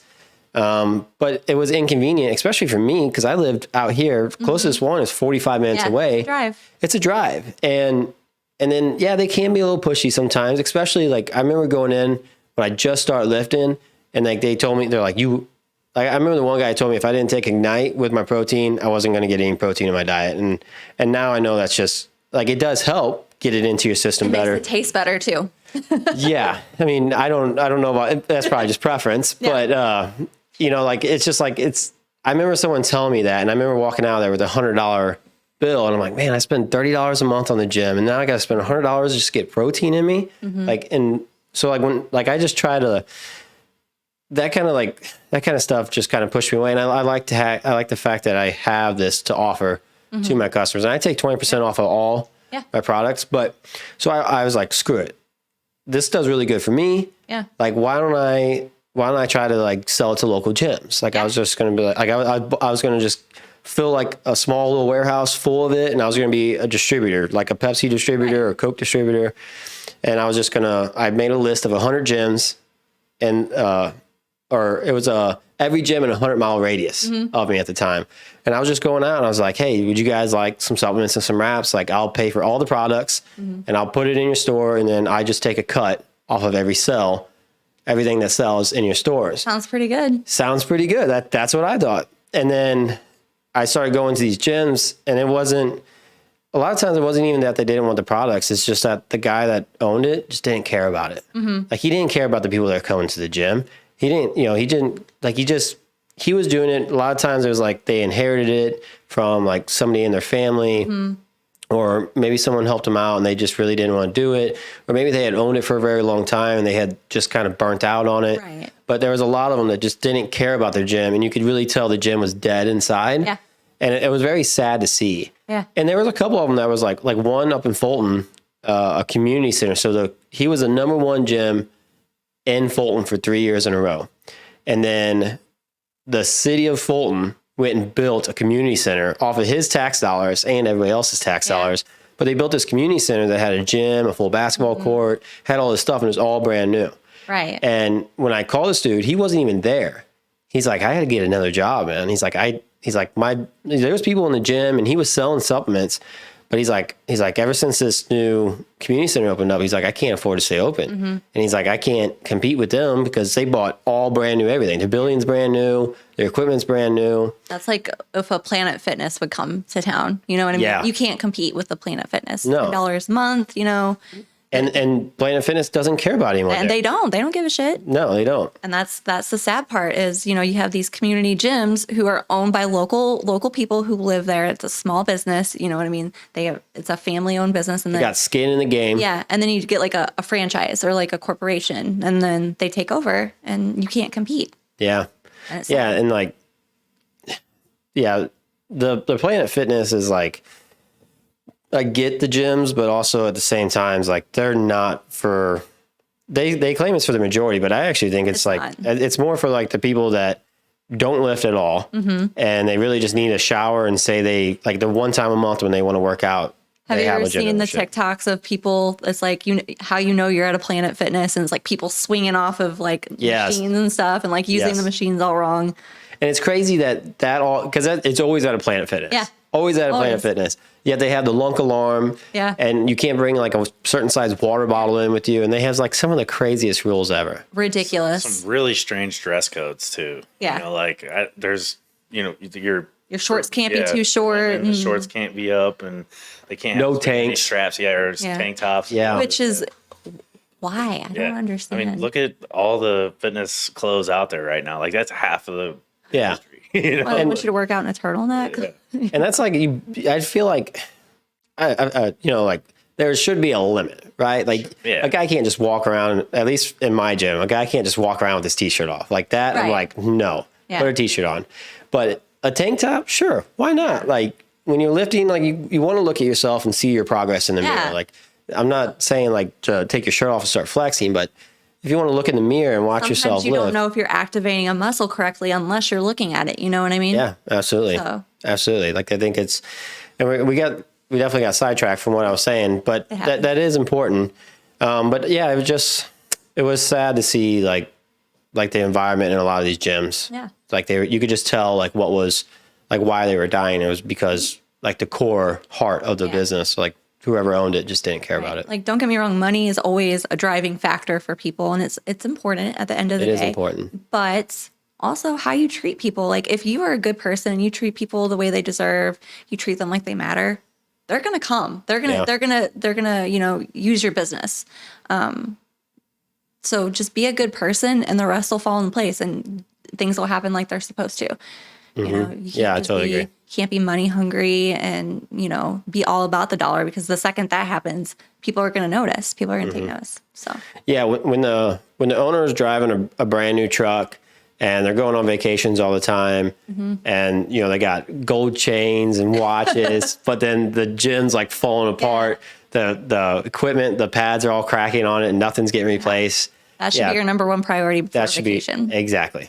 I totally agree with that. And That's a big reason why I'm like, okay, I need to start another business. Yeah. Like I need to do something else because then more of the money can just go back to the gym. Yeah. Because that's how I kind of feel about it. Like if I want nicer things in life, like if I want to go out and buy a new vehicle, I need to find a way. The gym should get a certain amount of money. Now I don't have like a certain thing where I'm like, okay, the gym gets this and I only get this. Like I don't even pay myself from the gym. Right. I have some other money coming in from some other places. So I do use a little bit of it to survive off of, but I try to budget and I try to honestly, I try to flip a house a year and I try to use a chunk of that money to help me survive. So I don't have to use so much of the gym. Yeah. And some years are better than others. Like I had 2 AC units go out this past year. So like it really hurt me in the gym because it's just, they were very expensive. I feel like I think you can relate.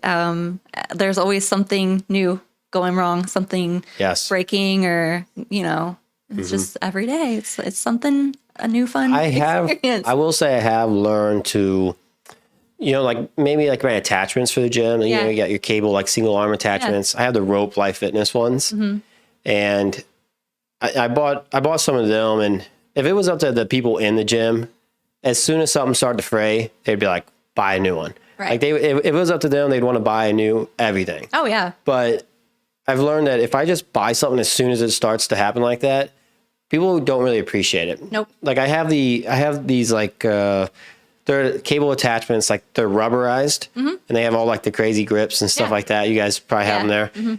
I love them. They're great. Yeah. But the problem with them is that it's metal underneath and rubber on the outside. If you take it off and you just throw it on the ground and you just keep throwing it there every day, they start to rub. Yeah. They start to like the rubber starts to like slowly wear out and start to peel off.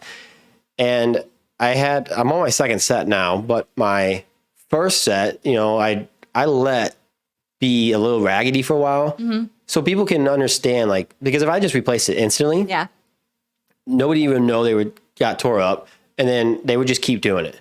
But I left them get raggedy. I let them be raggedy for a minute, not too long, maybe a month. Appreciate, Yeah, so they can see like, man, this sucks. This thing's all tore up. The thing's kind of flapping. Like maybe I tape it shut for a week or two before I replace it, and then get a new one. And there's some that still are going to not care and they're just going to throw it down.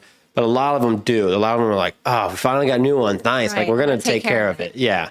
And so I've learned to just not just hop on it because that's what ends up happening. Yeah, that's the throwing of the dumbbells is what gets me. I get sometimes you're lifting heavy dumbbells and they might hit the floor a little hard, but there's people that just they quit. Yeah, what I mean, they just let them fall. And it's like, come on, man. I just wish they understood like half how expensive all this equipment is. Like if they had to pay for it, they would respect it a lot more. Oh, definitely. And it's like I had somebody broke an 80-pound dumbbell. I have the rubberized dumbbells, and this guy didn't do it on purpose. Like he just got the shorter than the stick because everybody else was throwing it down. Yeah. But he just laid it down and the dumbbell end just broke off. Oh God. And I have Troy dumbbells, the rubberized Troy dumbbells, but now Troy has like, it used to be like the weight on it, if it was an 80-pound, it was like recessed into it or like embossed into it.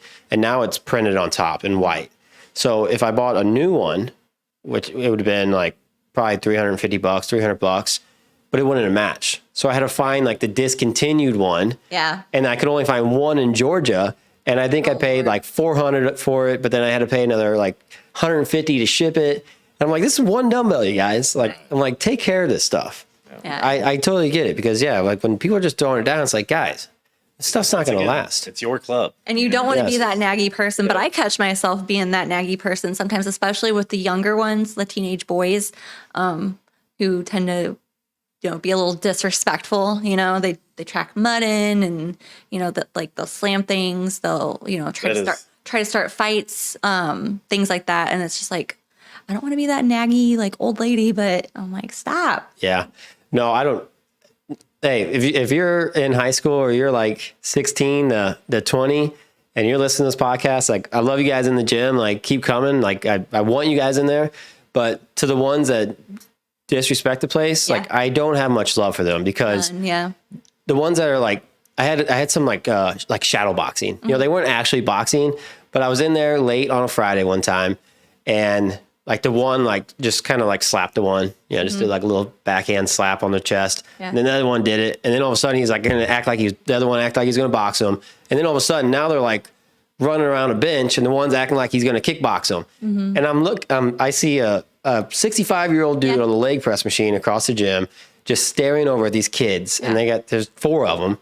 And there's 2 of them running around acting like idiots. And I just was like, most of the time I try to be as polite about it, but I'm like, hey, what are you guys doing?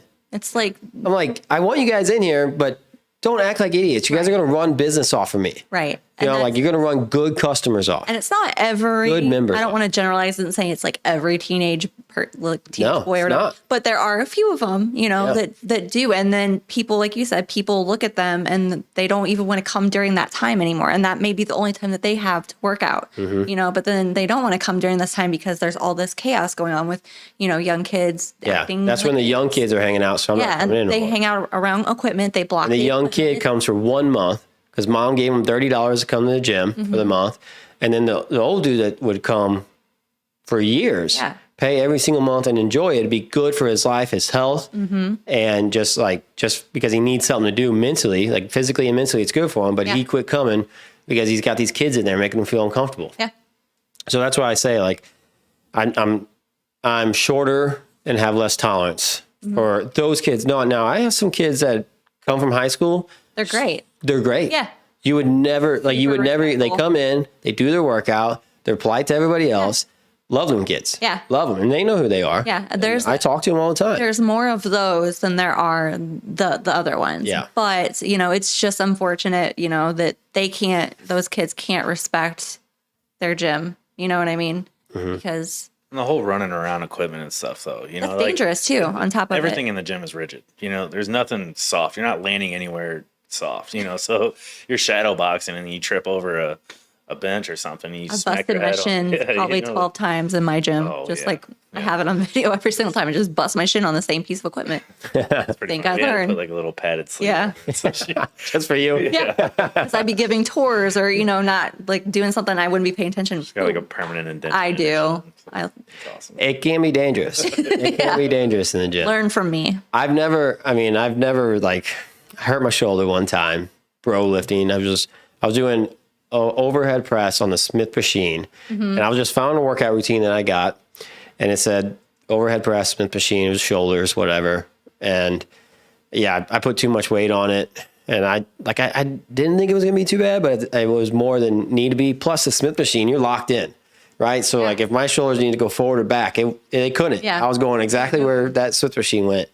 And, I just I don't think it like tore it. But it did something to my shoulder, which it took me like a year to recover from it. And still to this day, It's not the same. It's not the same. Like I can do everything just fine, but there's certain workouts that I'll be like, ooh, gotta back off of that one and take it easy. And then if I hurt it, like if I strain a little extra on a workout, then I have to take some steps back. So you can't get hurt in there. Yeah. Like you were saying, like it's not a playground. No, it's not.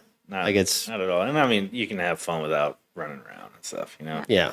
That's what we want. We want people to enjoy being in there, That's the whole point of owning a gym and having that is you want people to be in there and you want them to have fun and enjoy the environment that they're in. But also you got to think of your other members too. You want, just because you don't want to I don't want to look over and see teenagers running around acting crazy. No.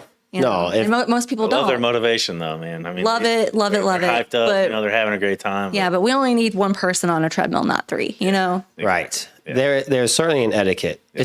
It's a lot like maybe golf. Like when you're on a golf course, there's a certain etiquette, and golf's probably way more strict because they want you quiet at certain times. There's literally certain areas you can't drive on. A lot of them want you to wear a certain outfit. The gym's a lot more relaxed than that, but there is a gym etiquette. Absolutely. That you kind of need to follow in a gym. It's just a respect. Yeah. For other people around you. I kind of golf with some Neanderthals though, man. It's not like that. Sure. It gets wild sometimes. It depends. Yeah, but I'm sure it's fine. Yeah, I'm sure it's fine. As long as you're not tearing up the course. Oh yeah. Something like that. I'm sure it's perfectly fine. Definitely respect. Drinking some beers with some friends out on the course is not that big of a deal. It's not. It's fun. It's fine. Probably one of them Watch kids. him and his friends do it. It's pretty Yeah. interesting. And that's also why, like, I also see these kids, you know, that do get wild at the gym or whatever, and I can have some empathy, you know, like, I'm like, I remember being a dumb kid, you know, like, 'cause I was absolutely, like you said, I didn't know how to express my feelings, you know, how to get rid of things. So, like, I would act out, you know, in whatever way, whether it was just being ignorant in public or wherever. But that's why I look at these kids and I kind of try and talk to her, because I mean, she's ready sometimes to drop the hammer, you know, like, first offense, let's go, you're gone, you know, whatever. And it's like, okay, we can talk, we can, you know, make an example without, you know, Being a jerk. right, you know. I totally agree. So, like, sometimes that's the only thing, you know, is like me knowing how easy it is as a young boy with, you know, nobody tells you how to handle your emotions or whatever. But I also, from my side of things, I think of it as, you know, paying members are complaining about this. You know what I mean? And so I don't want to lose a good paying member. Totally agree. I know that struggle. Over that. So it's like you get in this. I want to know how you handle that. So and let me make a situation for you. Okay.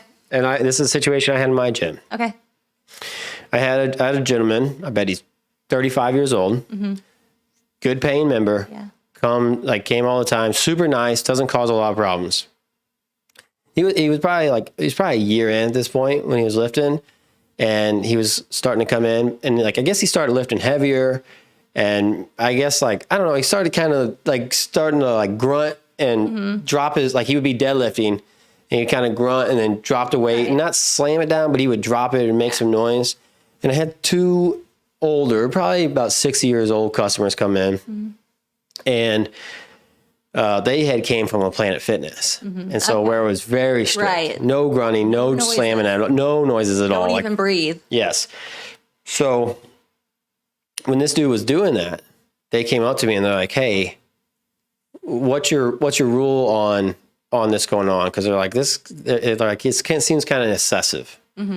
And I'm like, well, I don't really have a rule, you know, it's more of, I just kind of make the call.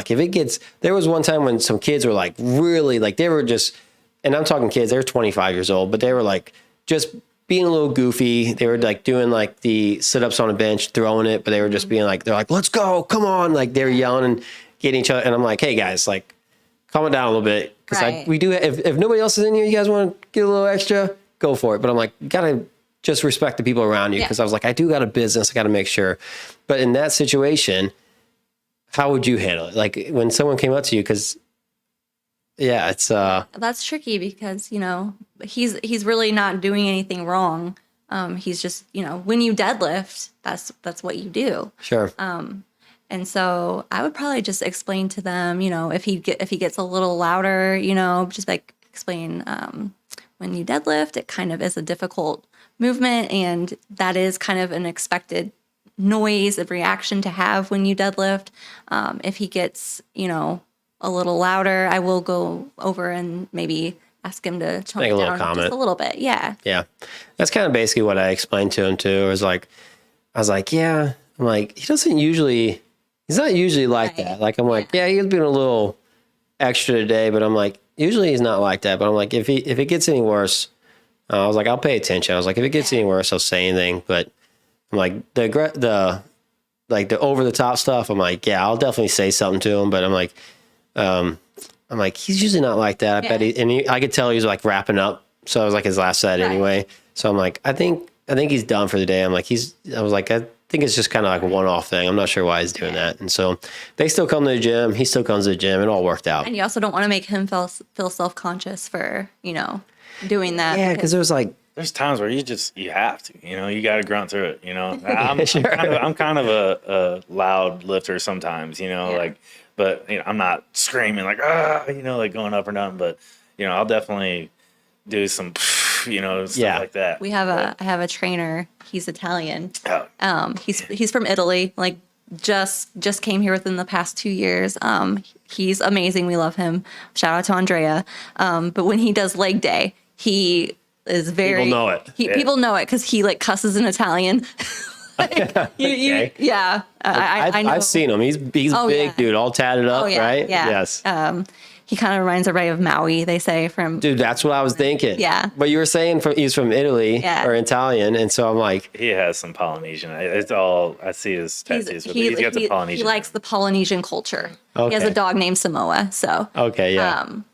But yeah, you can always tell when Andrea's doing leg day because he cusses in Italian. I've learned the cuss words. Like I've learned what they mean. But you just, Yeah. But have you ever had to say anything to him? never. No, because it really, our members don't seem to be bothered by it. And it's usually during the day when there's not many people in there. But yeah, we haven't had to deal with that yet. So. Sure. Yeah. And sometimes it's just like, it's just people just being nitpicky because like there's an old couple that came to my gym, joined the gym, and my parents come to my gym. And my parents are 70 years old, so they just come in, use some cable machines, then go home. Well, my mom walks at the park, and she ended up running into this couple. They were walking in the park, and my mom was like, "We haven't seen you at the gym in a while. Where you been?" And they're like, "Well, what was it? I think they said, oh, it wasn't the volume of the music. It was the genre of the music. They didn't like." And it's just like I play 2000s and today's hits. Like it's all clean, filtered, everything. Like it's no cussing in it. Oh, my stuff's not filtered. So like I think the only thing that cusses in my gym is like I'm a Machine Gun Kelly fan, and I have Machine Gun Kelly in there. I think he cusses in some of his, but other than that, they're all filtered. Yeah. And it's like nobody really loves the music, but nobody really hates the music. And they were upset about the music, so that's why they weren't coming anymore. It's the just genre I found works for everybody is emo. Emo. Everybody loves emo. Yeah. I've never had one person complain about the emo playlist that I play. Really? But I've had some, I don't filter my music because I don't feel like I should. I get some members don't like that, but I play what I want, you know what I mean? And most people put their headphones in anyway. But the one it's also not the brand that you're it's going not the brand for. that I'm going for. I just, I write, motivational quotes with the word fuck on it, on the board. I've never been a filtered person or a censored person, so I don't feel like I should do that in my business, and people are okay with it, but every now and then you will get a person that will say, I heard the word fuck a lot in that last song. I'm like, and then I'm not sitting here filtering all my songs all day long. Yeah, I'm not going to do that. I have a playlist, and if a song that pops up says that, so be it. Yeah. In your earbuds, but emo. Everybody loves emo. I have deleted songs that were a little much. Yeah, there was one I had came across a few times. There was one I'm pretty sure I've deleted some Eminem songs. Yeah, there was one that I had to take off. It was called "Slut Me Out." I've never heard it, but it was on the playlist, and someone put a note that said, "Please take "Slut Me Out" off the playlist." I was like, I didn't even know that song was on there. Yeah, I don't even know what that song is. Because when I'm in the gym, even if I'm not wearing headphones, I can't even hear the music. I just get focused in on what I'm doing, or I get maybe talk to some other people, and honestly, I don't even listen to music. Yeah. I could not tell you a single song. One time WAP came on, I was like, oh, that song definitely is not going to work out. I had to run to the office and So do you make your own playlist, or you pay for some? So I actually cultivated my own from songs that I like that get me motivated and pumped up. So we have a muscle bar playlist on Spotify, and I'm going to hopefully make more. And then it's between that 90s pop. People seem to like that 90s, 2000s pop, and emo forever. So cool. that's everybody seems to go for the Spotify. Is it free to do it then? It's $10 a month. So you pay for premium. I pay for premium. You pay, and does that make it to where there's no ads? No ads, and then does it ever pause? No. You never had a pause on it? I've never had a pause. I don't know if I don't think. I can't remember if I ever tried Spotify. I thought I did. I thought it was pausing on me. And I think Was it premium? I don't remember. I know I was using something. It might have been YouTube Music. I just use that. That's what I personally use. Yeah. So I think maybe I was using that, and I think it was pausing on me. I was definitely a premium. If I was doing it, it was the premium or whatever. But what I found was I ended up switching over to Pandora, and they have a 90s, 2000s, today's hits playlist on there. And that, if you pay for premium on there, it worked great. It has some great songs. But honestly, I'm not going to lie. I ended up getting to the point where I'm like, why am I paying $10 a month? It's $120 a year, which it kind of sounds, it does add up. I'm like, if I'm trying to cut costs, let's let's put the money somewhere else. Yeah. So, and I just pirated like a bunch of different songs. Like I just cultivated my own playlist, downloaded them. There's like a converter where you can literally take a playlist from Spotify or YouTube or anything and can have 1,000 songs in it. And you can just put that playlist into this downloader and it'll download it all for you.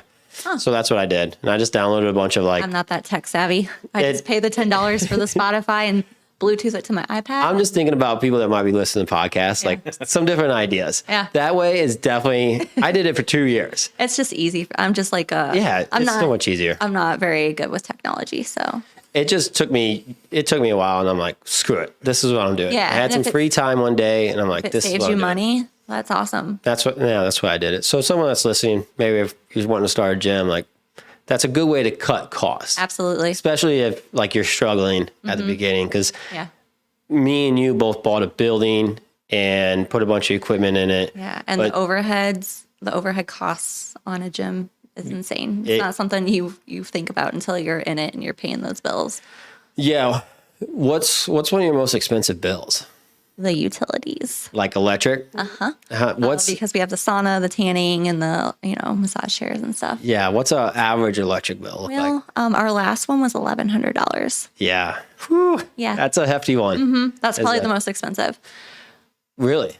I've seen I take it back because I have a 10,000 square foot building, but I also rent to a therapy company next door. Okay. So like they rent about 3,000 square feet from me. Yeah. So, and I pay their electric bill. So it's included in the rent, but I've had $1,600 in a month before. Yeah. I'm not going to count it out. Winter's coming, Yeah. No, winter's nice though in a gym. Oh, is it? I think so because it can be a little cold in the gym. Yeah, and that's true. If it's hot in the gym, like if it's too hot in the gym, everybody's complaining. Like, they're wanting the fans on. Yeah. They're wanting the AC. Like I had to put boxes on my thermostats because people were turning them down. Yeah, we have boxes on ours. Yeah, because I had to tell people, I'm like, hey, if it won't get down to 70, it's not going to get down to 68. So changing the number does not do anything. Right. Like it just doesn't work like that. So, but I had to just put a box on. Giving me hope. Maybe we'll save a little money this winter. I think it's better because so fall's coming in now. Mm-hmm. I have big garage doors. So like nice days, I just throw open the garage doors, nice. Just let everything come in. And then in the wintertime, you don't have to keep it.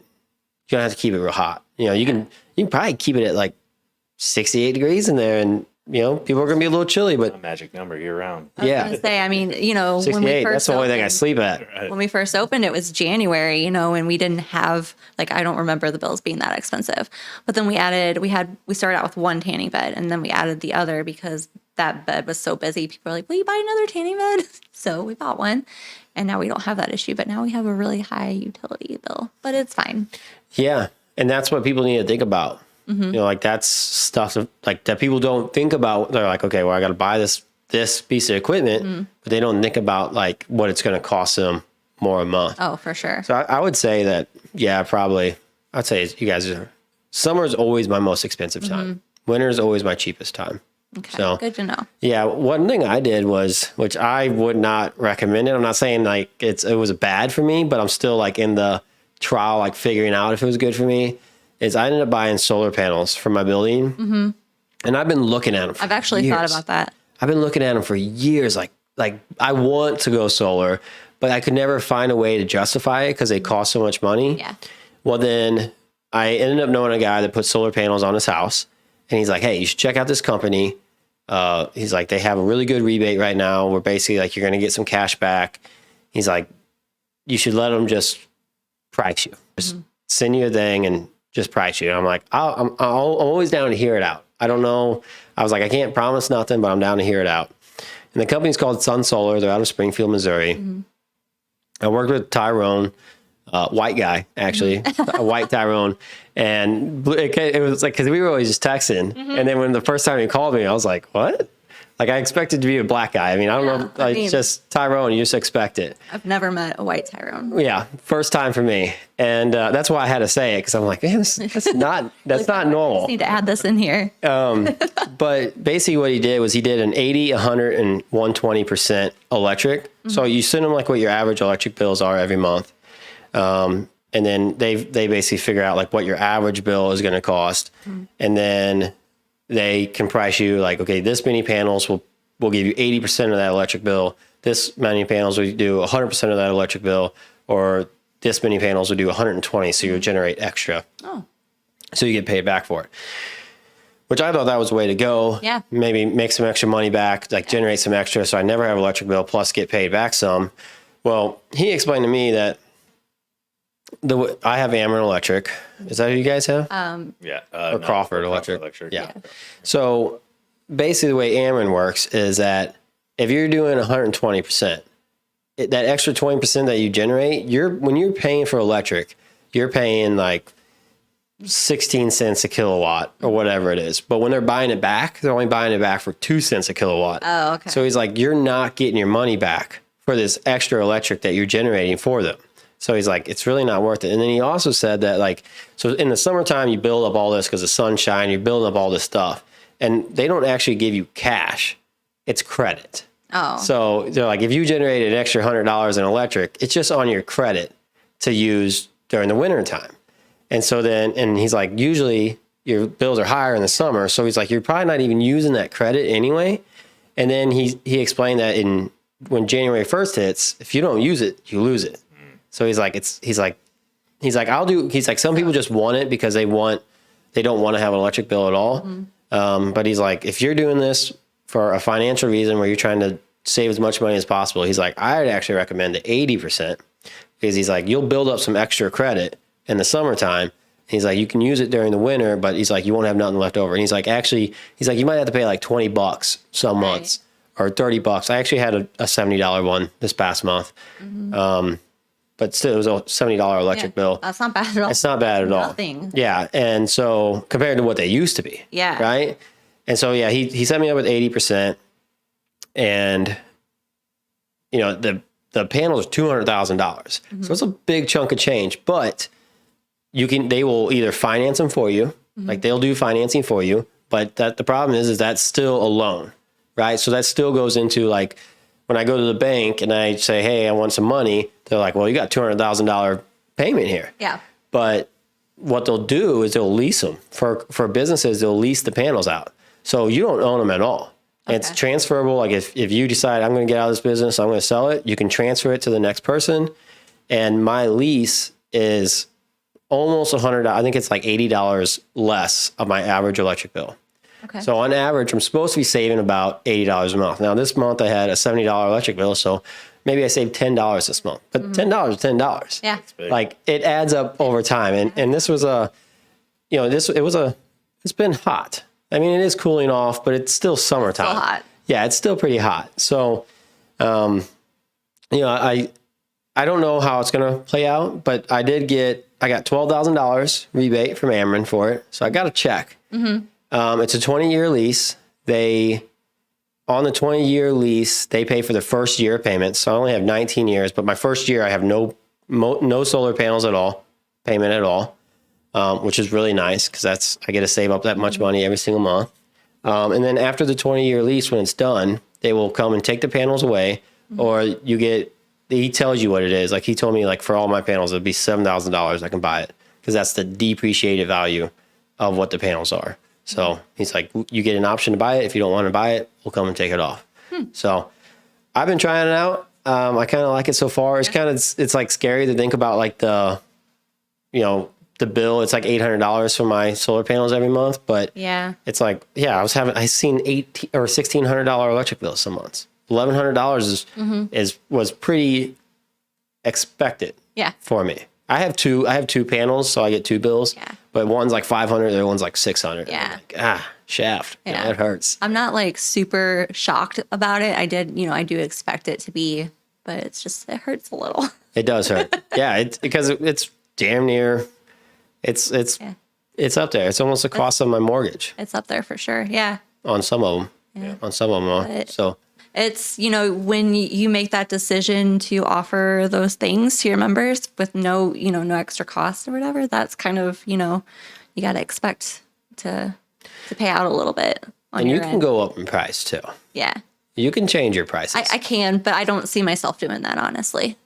And I mean, she said earlier, it's $45 for the first person. And if you have people that live with you, it gets cheaper than that. Yeah. So we do $45 for the first person. And then if you have someone who lives in the same household as you, it's only $20 a month extra for them.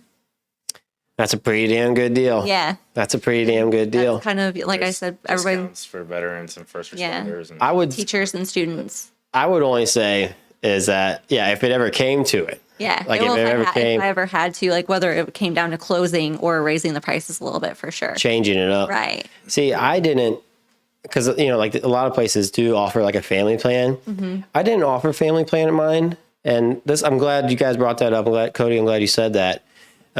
Because there's more than one way to skin a cat. Mm-hmm. And so someone that's wanting to open a gym, they might be like, what do I need to do? And I did not do the family style plan because I was worried that, and you guys is just like an add-on. Like you guys are just a straight add-on. So somebody has to come in and get it. Yeah. But I've seen a lot of people do like a family plan of 4, mom and dad and 2 kids, and it's X amount a month.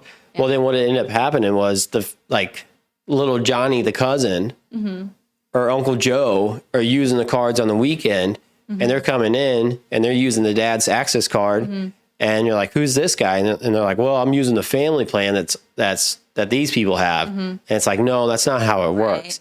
And so I stuck it like very basic and just said single member only. Yeah. Like you can do month to month, you can do 6 months, you can do yearly, but that's the only way I'm going to do it. Yeah.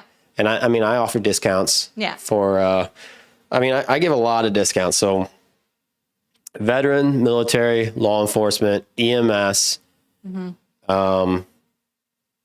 military, veteran or military. And then if you're a teacher at any school district, now I'm not talking, you can't be a receptionist. Right. You have to be a teacher. And I've had flack about this before.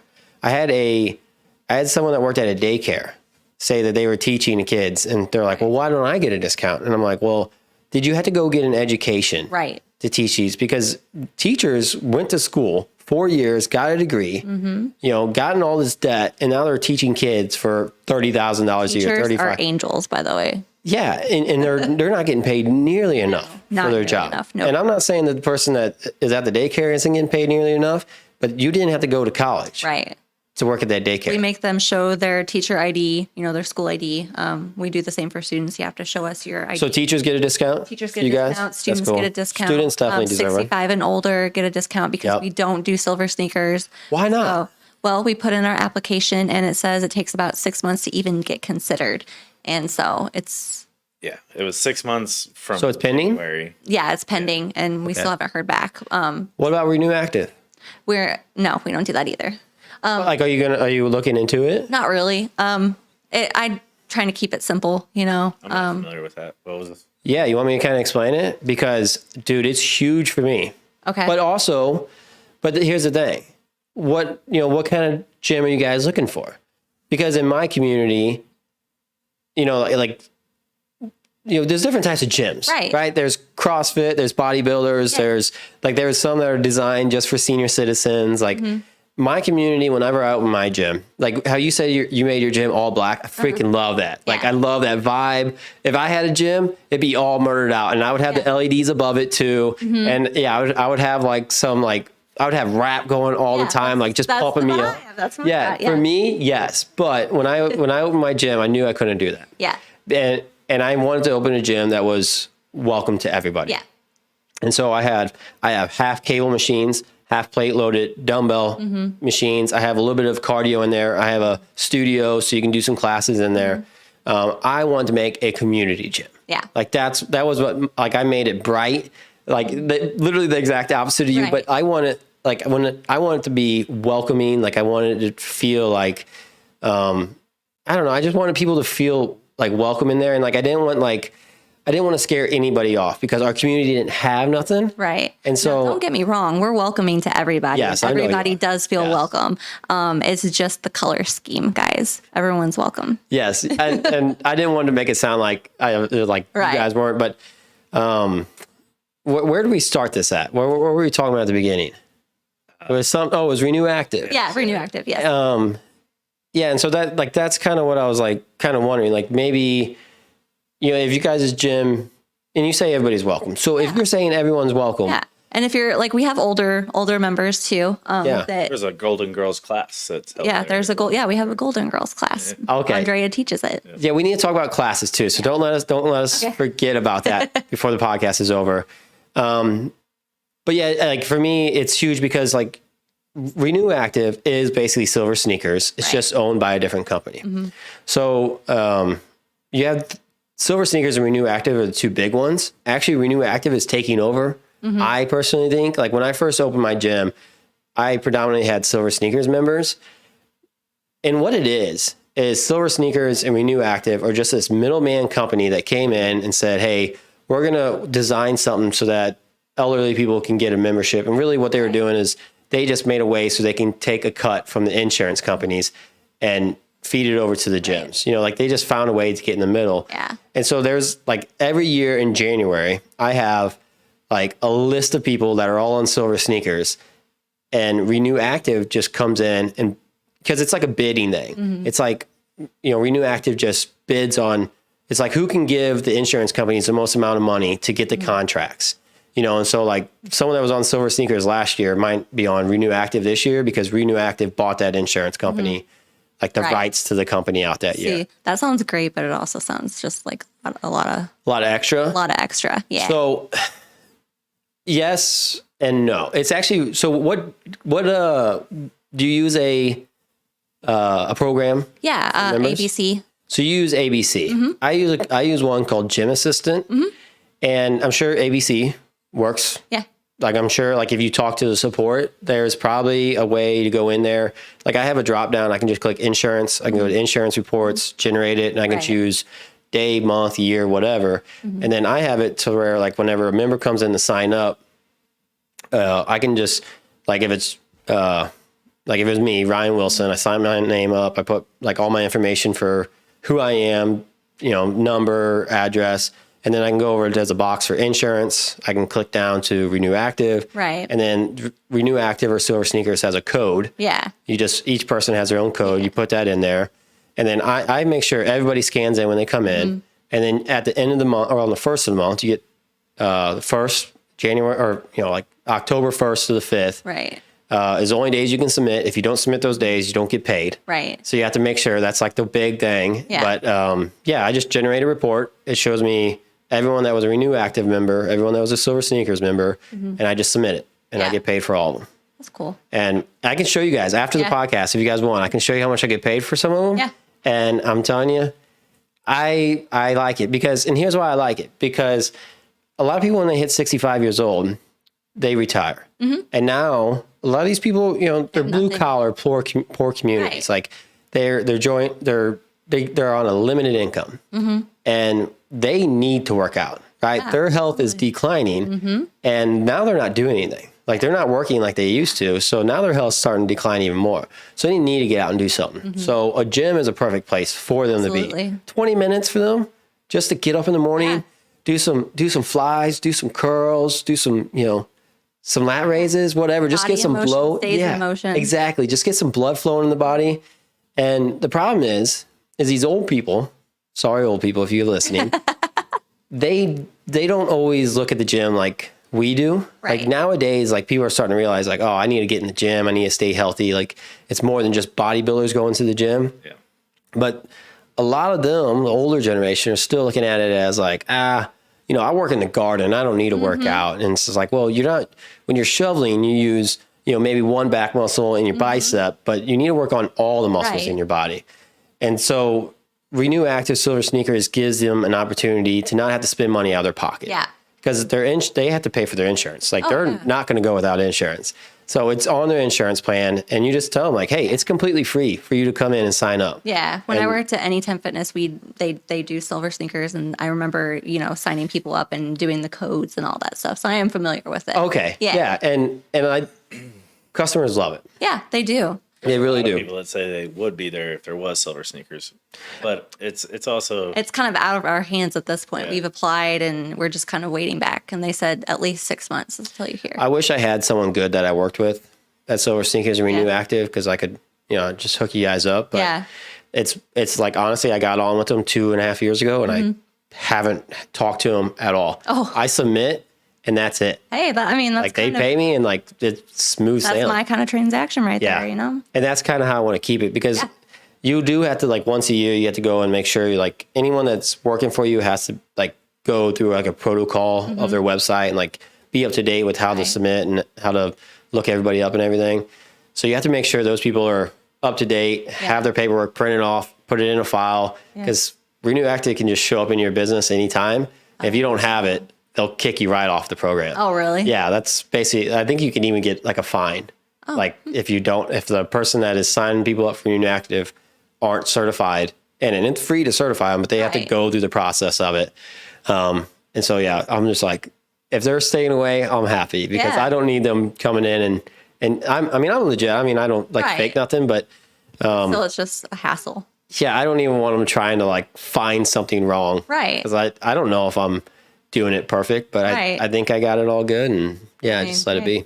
I guess you're doing it good. You haven't got any complaints yet. No. Yeah. I mean, nobody's came in and shut me down so far. And it would honestly be devastating for my community because I bet, I don't know. I would say 30, 40%, maybe even 50% of my gym is under that program. Wow. Because there's some people that like are on disabilities that are under 65 that they're on it. Yeah. And then there's like anyone that works at Walmart, like if it's a Walmart employee, they can get insurance through Walmart. And I think it's like $13 or $15 a month. Yeah. But then they can get a Renew Active code too. So then they can start, or maybe it's a Silver Sneakers code, but they can get a code, and there's tons of people that work at Walmart. Oh, yeah. And all of a sudden they find out, I'm this insurance that I already pay for here gets me a free gym membership over across town. Yeah. Now all of a sudden they're going to the gym. Yeah. I think that's great. So because some people want to go to the gym, they just, they're tight and they'd rather, spend the money on cigarettes than go to the gym. They would they don't want to fork up the extra. They'll have every single subscription like movie. They'll have Netflix, Hulu, but they don't want to pay that extra. But they don't want to pay the extra $30. They'll go to the bar and they'll buy 2 buckets of beer, spend $30 in the blink of an eye, but they don't want to spend it on it. They won't pay for it today, but they'll pay for it eventually. Yeah, they certainly will. Buy medication and all the other fun stuff that comes with being. Yeah, it's gonna cost way more. Yeah. But to be able to find something that helps them get in and save them money, that's huge. Yeah, I think it's a great program. Mm-hmm. My parents wouldn't come if they had to pay. Yeah. I mean, my parents, they just don't care about the gym that much. Right. But it's free. I own the gym, so they're like, all right, we'll go over there. Yeah. And I think a lot of retired people do the same thing. They're like, well, it's paid for. I'm just gonna go. Why not? Yeah. I would do the same thing. They should. Elderly, like the biggest thing for older people is, bone density. And if you're not, lifting weights is a great way to keep up with your bone density. And, falls are the most catastrophic thing for an older person. So if you're working on your mobility and your balance and stuff like that while you're there, your core is like your most important thing whenever it comes to stability. So if you can get older people in there doing that, that's what you folks need to be looking into. Every morning I'll come in and there's a few older members, a couple older men and a couple older women, and they are in there every morning like clockwork. And even on Saturdays I'll drive by, their cars are there, and they're not working out really hard, but they're moving, and they're lifting light and they're on the treadmill, they're on getting the bikes. Blood flowing to their brain. They're, in the massage chairs enjoying those, and like, it's great to see. It makes me feel really good. It's like you can tell that they decided they needed to take that next step and they're taking their health seriously. And I just wish more older people did that. I do too. I wish that because it is a big stigma for the older generation. Like, oh, I don't need to go to the gym. Yeah. I work every day. Like, I'm like, okay, well, why are you so fat then? Yeah, like it's different. Yeah, it is different. Like it is totally different. Okay. So I know you got some classes. You guys got quite a few classes, right? Yeah. And that's like, those are an additional cost. So those are open to members and non-members. So you don't have to be a member to take those classes, and they're $10 for each class. And Andrea teaches all of those. And so there's shit it's shit. It's a hit class. It's a hit class. Yeah. And then there is Inferno, and there is What's Inferno? It's more of like a cardio type of one. It's kind of like shit, but it's a little worse. Okay. And then there is B-Build, and that's like a bodybuilding focused class. And then there is Golden Girls, which is for Older generation. And he gets his older ladies that are in there that love him, and he's really good with the older ladies. They love them some, Andrea. So do you pay him hourly, or does he pay you a rent? He pays me a rent. Yes, I think that's the way to go. Yeah, it was just for me. I just felt like when you get into the paying trainers and paying commission and all that, it just gets a little hairy. I'd rather keep it straightforward. I think it's a better way to go too, Yeah. because so what I do for my classes is they pay me rent. And what it is it's a 50-50 split up until $100. Once they hit $100, it maxes out. It's per class. But yeah, so like if they make $100 for the month, they split me with me for $50. But if they make $200 for the month, they pay me $100. But if they make $300, they pay me $100 and keep the rest. Yeah. So for me, it's an incentive.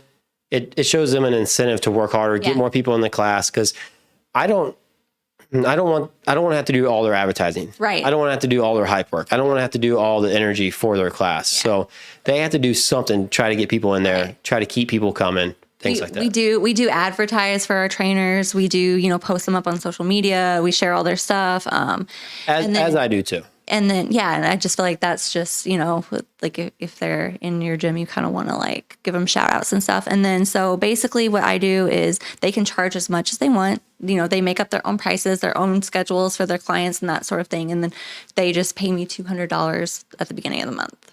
Cool. It's just to use and then flat rate. And then, so that gives them the opportunity to make a ton of money if they want. They just have to make sure they, and the, clients have to be a member of the gym as well. So sure. Those are my only two things. Oh, they have to be a member of your gym. Yeah. See, I've never required that, but everyone that does teach a class is a member of my gym. Yeah. Just like they were already a member, and then they're like, hey, what you ever thought about doing this class? I'm like, if you want to do it, like, let's do it. That's fine. Yeah. And then that way they're making money and I'm also making money at the same time. Because you got to. Yeah. You got to make money. I think the 200, like most of mine, once they get going, their classes do great. Yeah. Like they can pay rent easily. Yeah. I really liked my 50-50 split thing. Mm-hmm.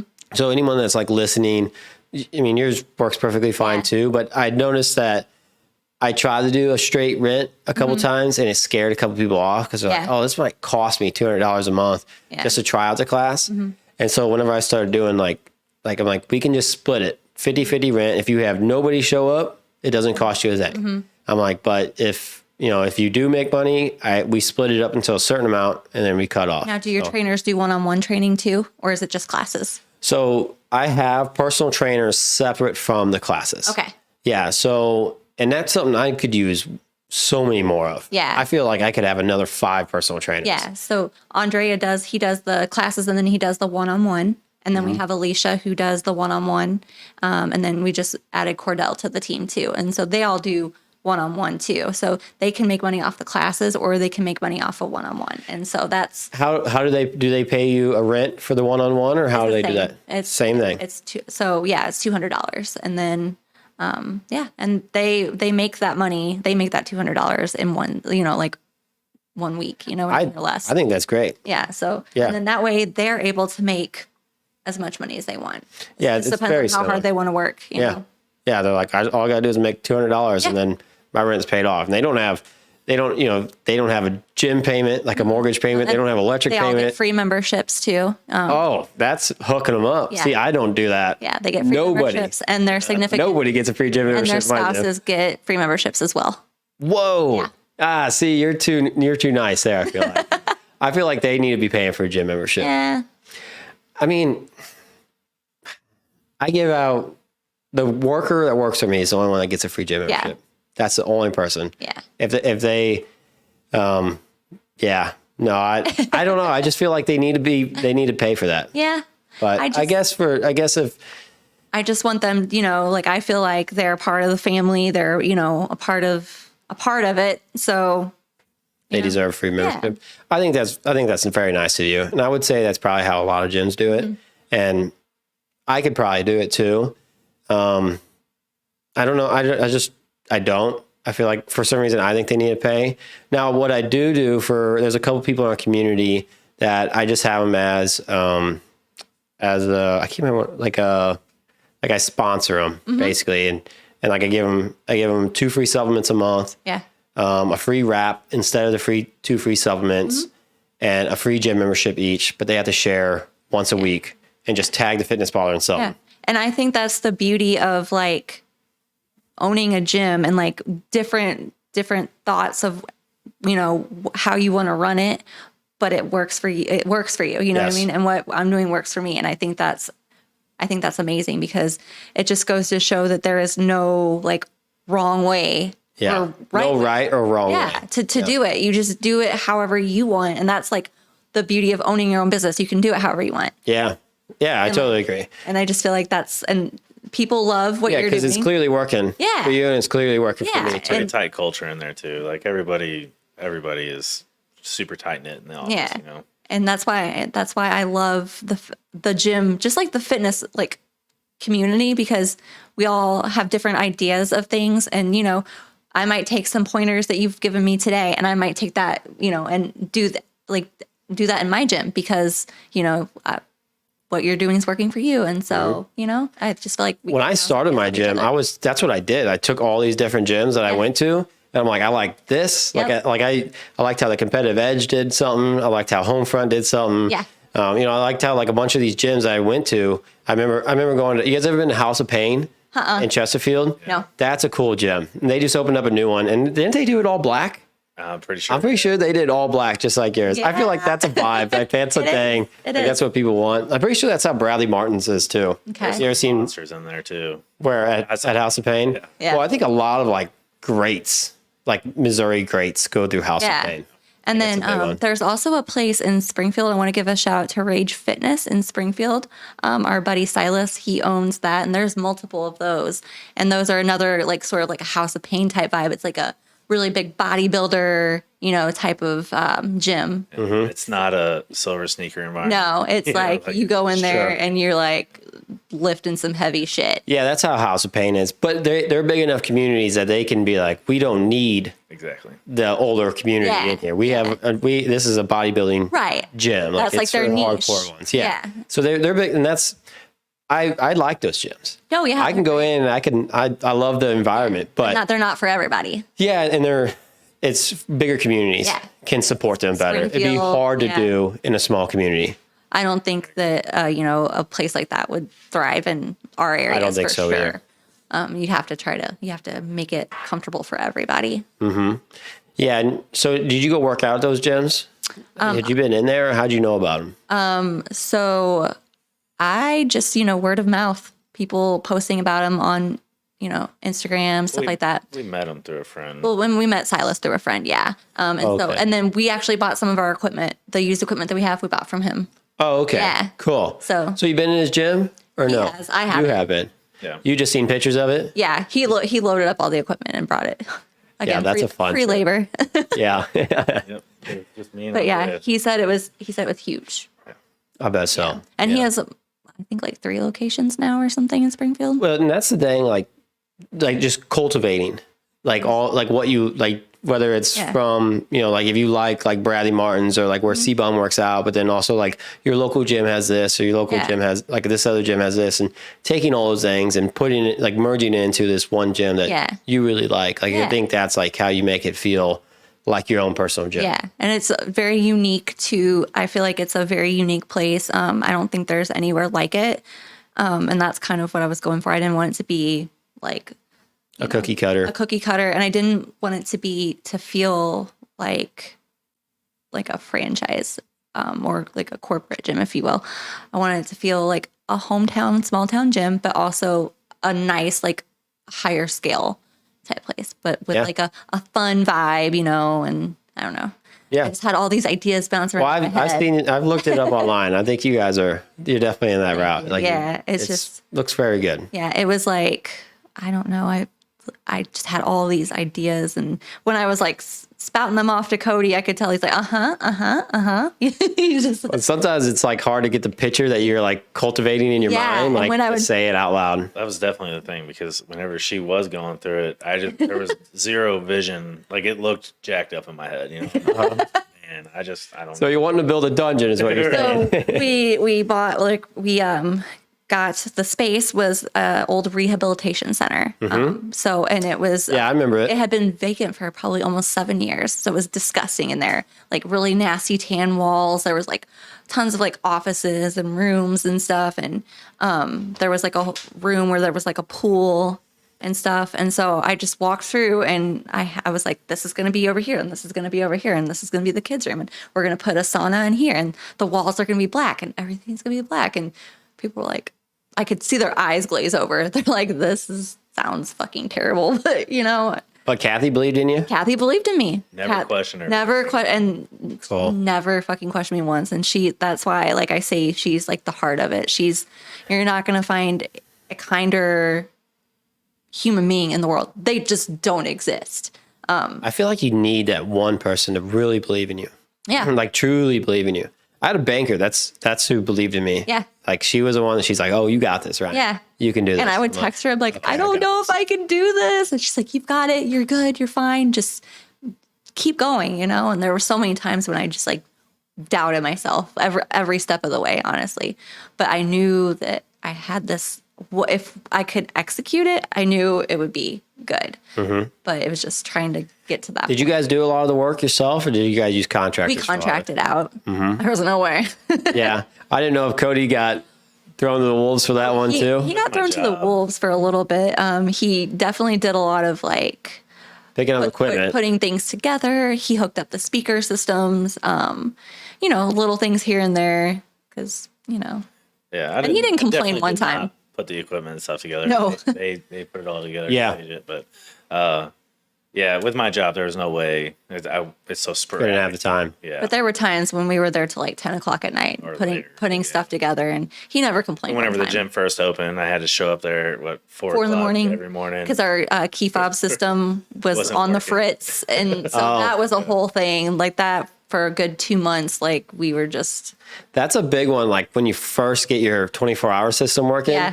Because you hook it up and you're like, okay, I think it's working. But now you're giving out, if you're trying to give out cards and stuff, and then all of a sudden it doesn't work. And something happened in mine where the whole system went down. Like I was giving out cards for like a week and it went down.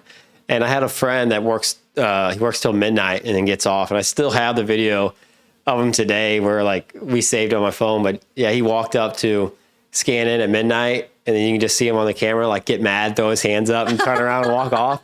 And dude, I felt so bad. Like he texted me, he's like, I think there's something wrong with your thing. and you're like, great. Yeah.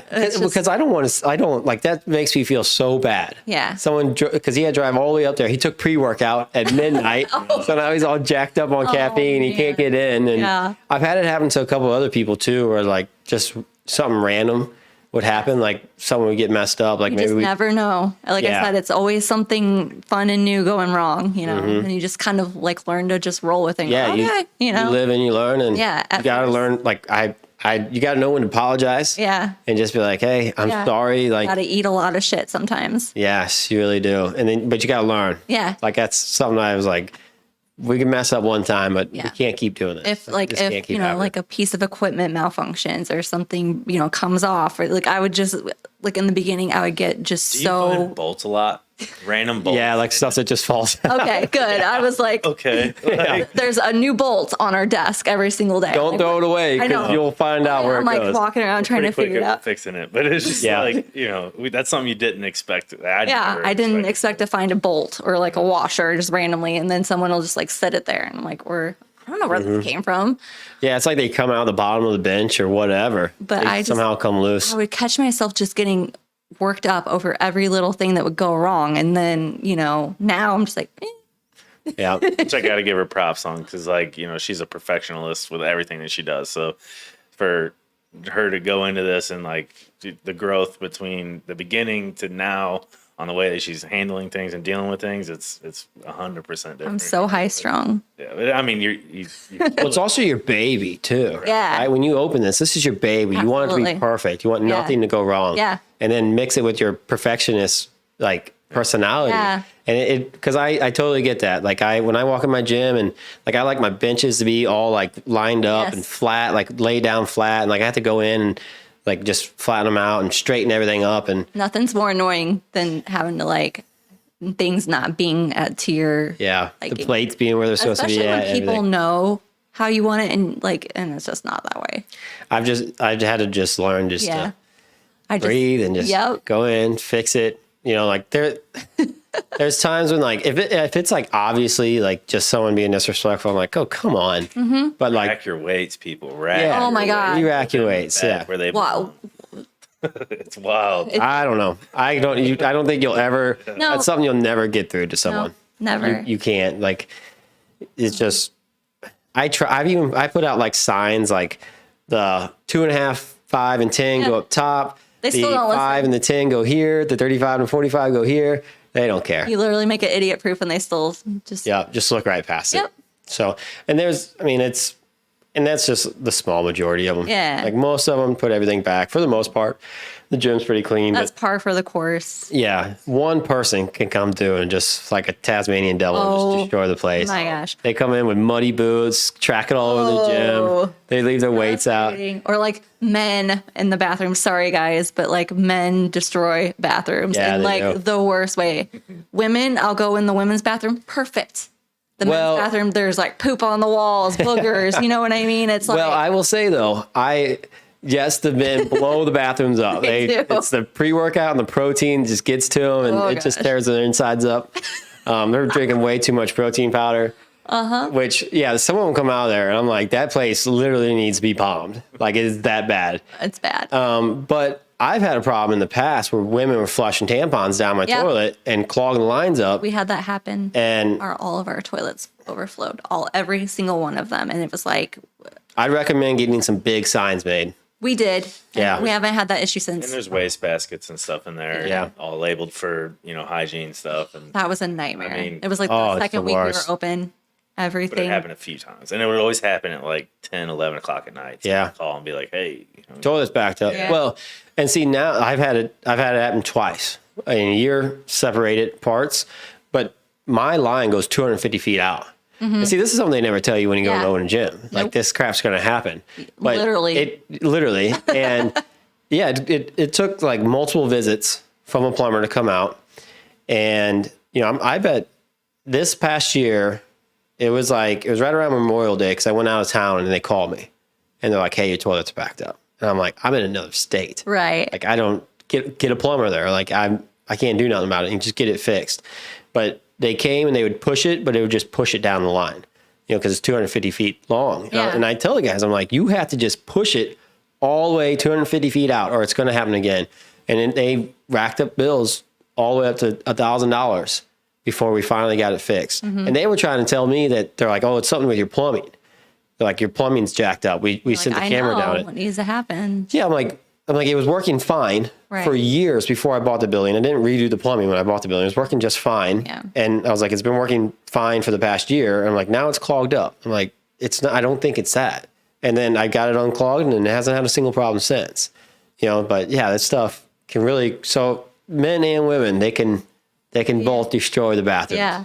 The tampons are not good for plumbing. Every day, like clockwork, I walk in. So I get there before anyone in the morning and I clean before. We have a cleaner that comes in and cleans, but I clean before the cleaner because I'm crazy. You'll never walk into our gym and see it dirty. That's amazing. I'm psycho about it. It's like my thing that I pride myself on is keeping it super clean. We have a cleaner that comes in 3 times a week, and then we have girls in the evening that also clean. And then I come in and clean in the mornings before anyone gets It's there. what it needs. Yeah, needs it. I just take pride in it, and it's like you said, it's my baby. So I'll get in there in the morning before anyone, and first thing I hit is the men's bathroom just to see what damage has been done, and. Sometimes it's not bad. Sometimes it's a nightmare. Destroyed.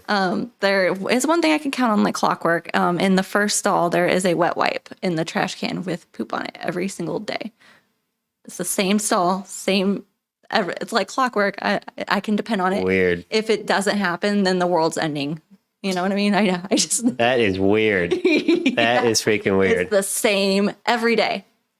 I can always count on it. Yeah, and that's one of those things that you'll never be able to figure out.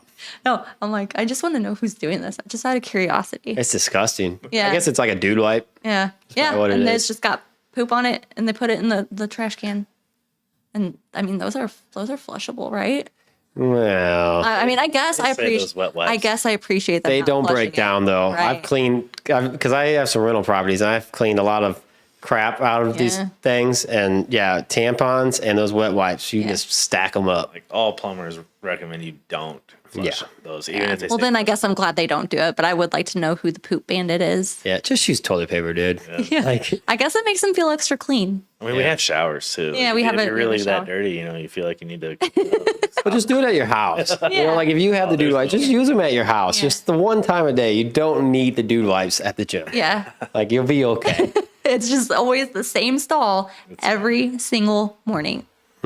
Well, I think if that's like the worst, then I think you'd be. Oh, that's not the worst. I've scraped dry boogers. Well, I'm off saying the like walls. daily, like just. Oh yeah, it's kind of like, like I said, if that's not there, then I know something's wrong. Yeah. Like I need to What's up with this guy? I need to reevaluate life. Is everything okay? Sure. 'Cause- So, is there anything else like gym wise that we haven't really touched on that you would think would be important for someone opening a gym? I'm trying to think like, the only thing I would say is don't listen to other people, yes, because you're always going to have people who are going to tell you it's not a good idea. You can't do it. They're always going to give you reasons not to do it or why you shouldn't. And don't listen to them. Do it. And if you fail, you fail. Like, you know what I mean? But why would you not try? If it's something you want to do, try it and put your all into it. Don't listen to other people. And if you didn't really fail, even if you fail, you didn't fail because you tried. yeah, I think something huge though is like don't wait until you're prepared. Don't Yeah. wait until you're ready because Yeah. you're not going to be. You're never going to be. You're like I there's totally gonna agree. be so many things that come up throughout that journey of getting everything together and getting it started. You're never going to be prepared enough. You're never going to be ready enough. If that's really something you want, obviously be smart about it. Make a educated decision. But jump, if that's something you're wanting to do, yeah, it's time to go. just jump, just Yeah. jump. Yeah, Just jump. You'll I figure totally. it out on the way. I think both of those things are great. And I think that's for any business, but for a gym, for sure. Like, I think there's a lot of people that really want to start a gym in their life. I think there's a lot of communities. I've seen a lot of communities that could use a gym. So, like, if you're somebody that's listening to this podcast right now and, like, your community gym sucks and you guys need a better one, you've always wanted to do it, just make a plan and just jump. Just do it. Figure it out as you go. Like, it's not going to be perfect. It's scary. It's a gamble, but Yeah, but like I've reached out to gyms before. Like I remember when I can't remember what it was, but I opened up a gym. When I opened my first gym, or when I opened my gym, there was something going on that I couldn't figure out. I didn't know who to talk to. Yeah. And I literally just typed in gyms in St. Louis, Missouri. And I just looked for the one that had thousands of reviews that was like personally owned, not like a commercial one. yeah. Or a corporate one. And I called them and I'm like, hey, is there an owner or a manager around that I could talk to? And they're like, yeah, let me go get it. And then the manager comes, he's like, can I help you with something? Like, he thought I was going to complain. I'm like, Right. hey, and I just explained to him, like, hey, I just bought a gym. I'm like a month in, I'm getting ready to do this. Yeah. What do you recommend? And he's like, oh man. And he just sat for like I think that's 15 minutes and explained it to me. that's amazing. That's how it should Yeah. be. And I feel like And I that's think you'll find people like there's always that are someone, willing to help. always someone willing to And if help. they don't want to help, hang up and call the next guy. Someone will Yeah. help you. And yeah, it's just you're gonna have people who are rooting for you to fail, and you're gonna have people who laugh at you. I had a lot of people laugh at me. Really? Yeah. Laugh at you. Oh yeah, laugh at just the idea of me opening another gym in Sullivan when there was already two.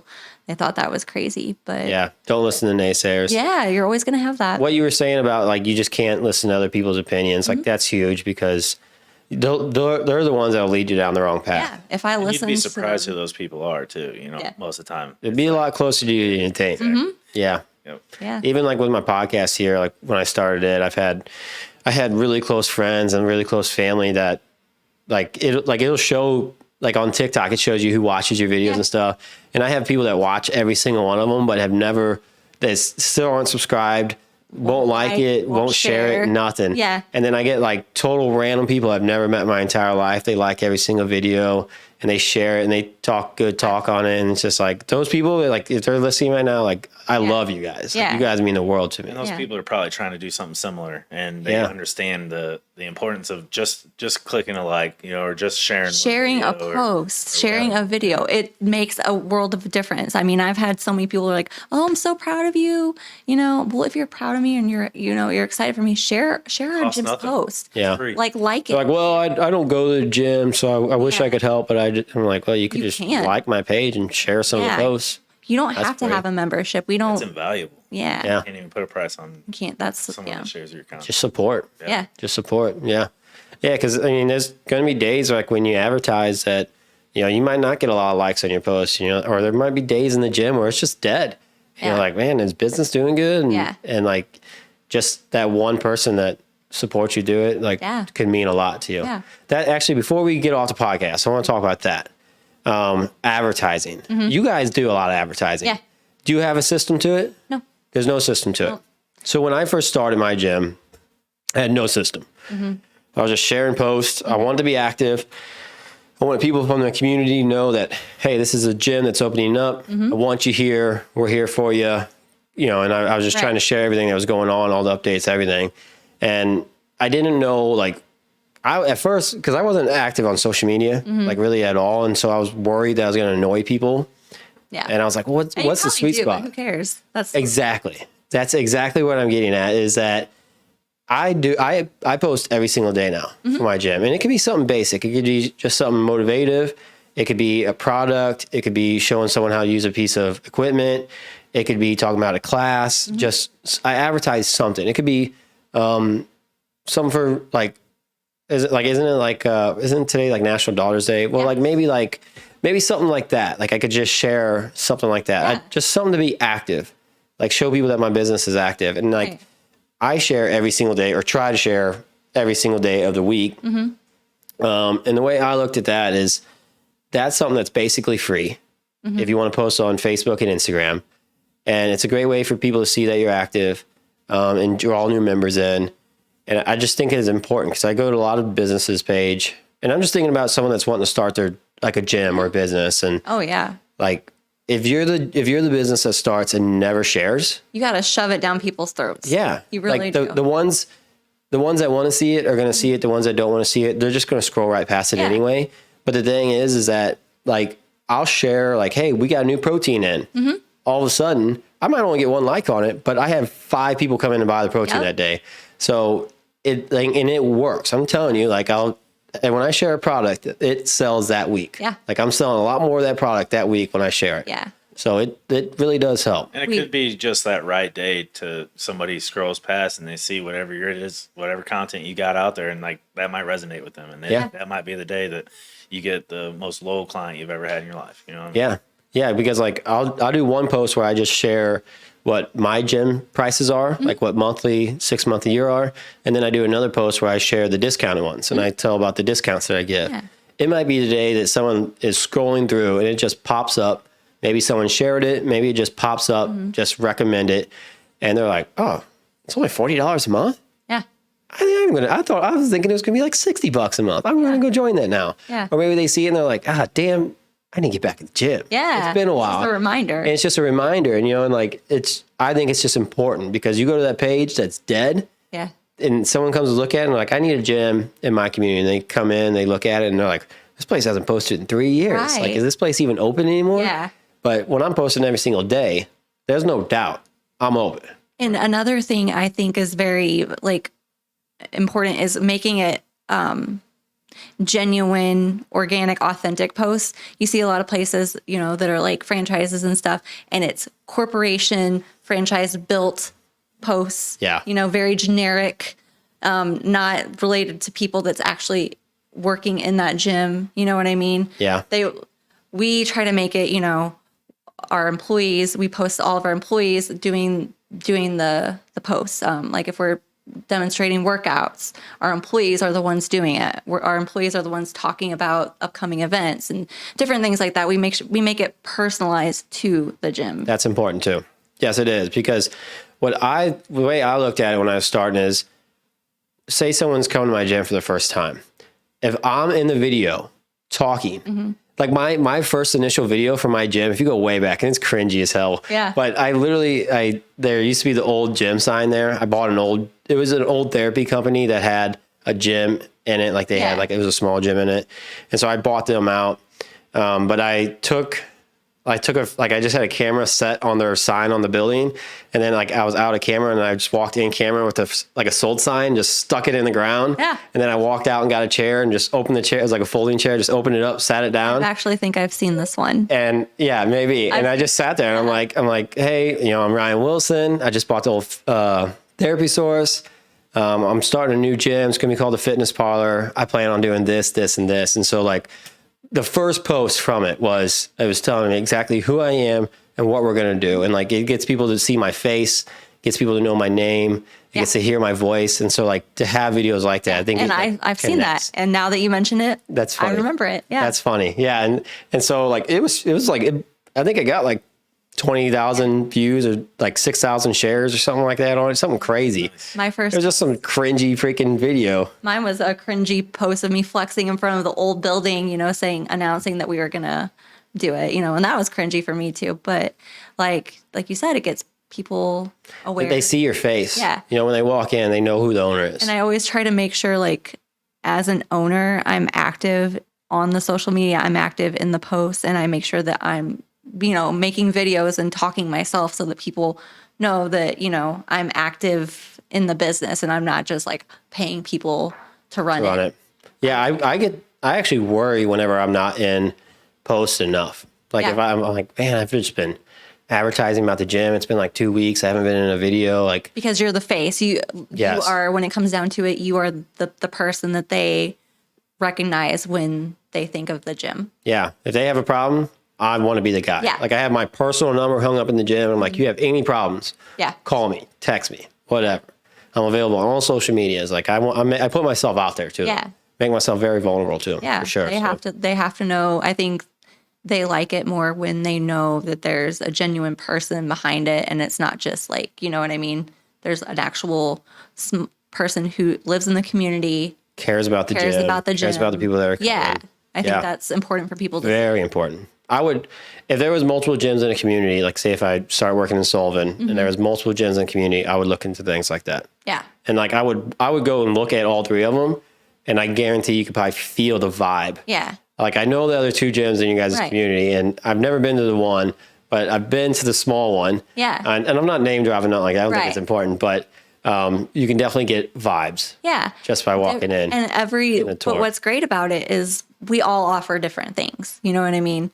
Sure. We don't have to be in competition with each other. Clearly, that's the nature of the beast, because you're always trying to make money and, thrive and stuff. But I feel like there's room for everybody to do good, because we all three are different vibes. Like you said, what works for some people in, my gym might not work for some people. They might like the feeling and the vibe of the other ones, So I think that we should all kind of work together. Yeah. No, I totally agree. Businesses do a lot better when they work together instead of working against each other. You guys could have fitness events. Oh yeah. In your community where all three of them get together and bring everybody together. There's opportunities for that. I have an event every year on my anniversary, and this past year I did I call it a summer social, and I had a band out there. And I literally invited anyone that was in health and wellness in my community. I was like, come and hang out. Yeah. And we all gave stuff away. Some people gave out free massages. Super cool. We gave out B12 shots. We had food vendor trucks there. And yeah, you guys did something similar to that. I remember when you guys did that. We did Summer Fest this year, and it was the first one. So the turnout wasn't what we hoped. Same. But I felt good about doing it, and I felt good about bringing that to the community. And hopefully as the years pass, we can, it can get bigger, because we do need more things that people can go to. People can bring their kids to, people can bring their families to, especially in the summer, because there's always like there's the fair and that's it. You know what I mean? But it was a small one and it was kind of like a test run, but hopefully next year it'll be better. You just got to do it and you got to have no expectations. Yeah. And like when I did mine, I had I didn't have, my parents didn't come to it. Yeah. None of my family came to it. I had like one friend, like it was like one of my like lifelong friends came, but none of my other friends came. Like it was all gym members and random people from the community. Yeah.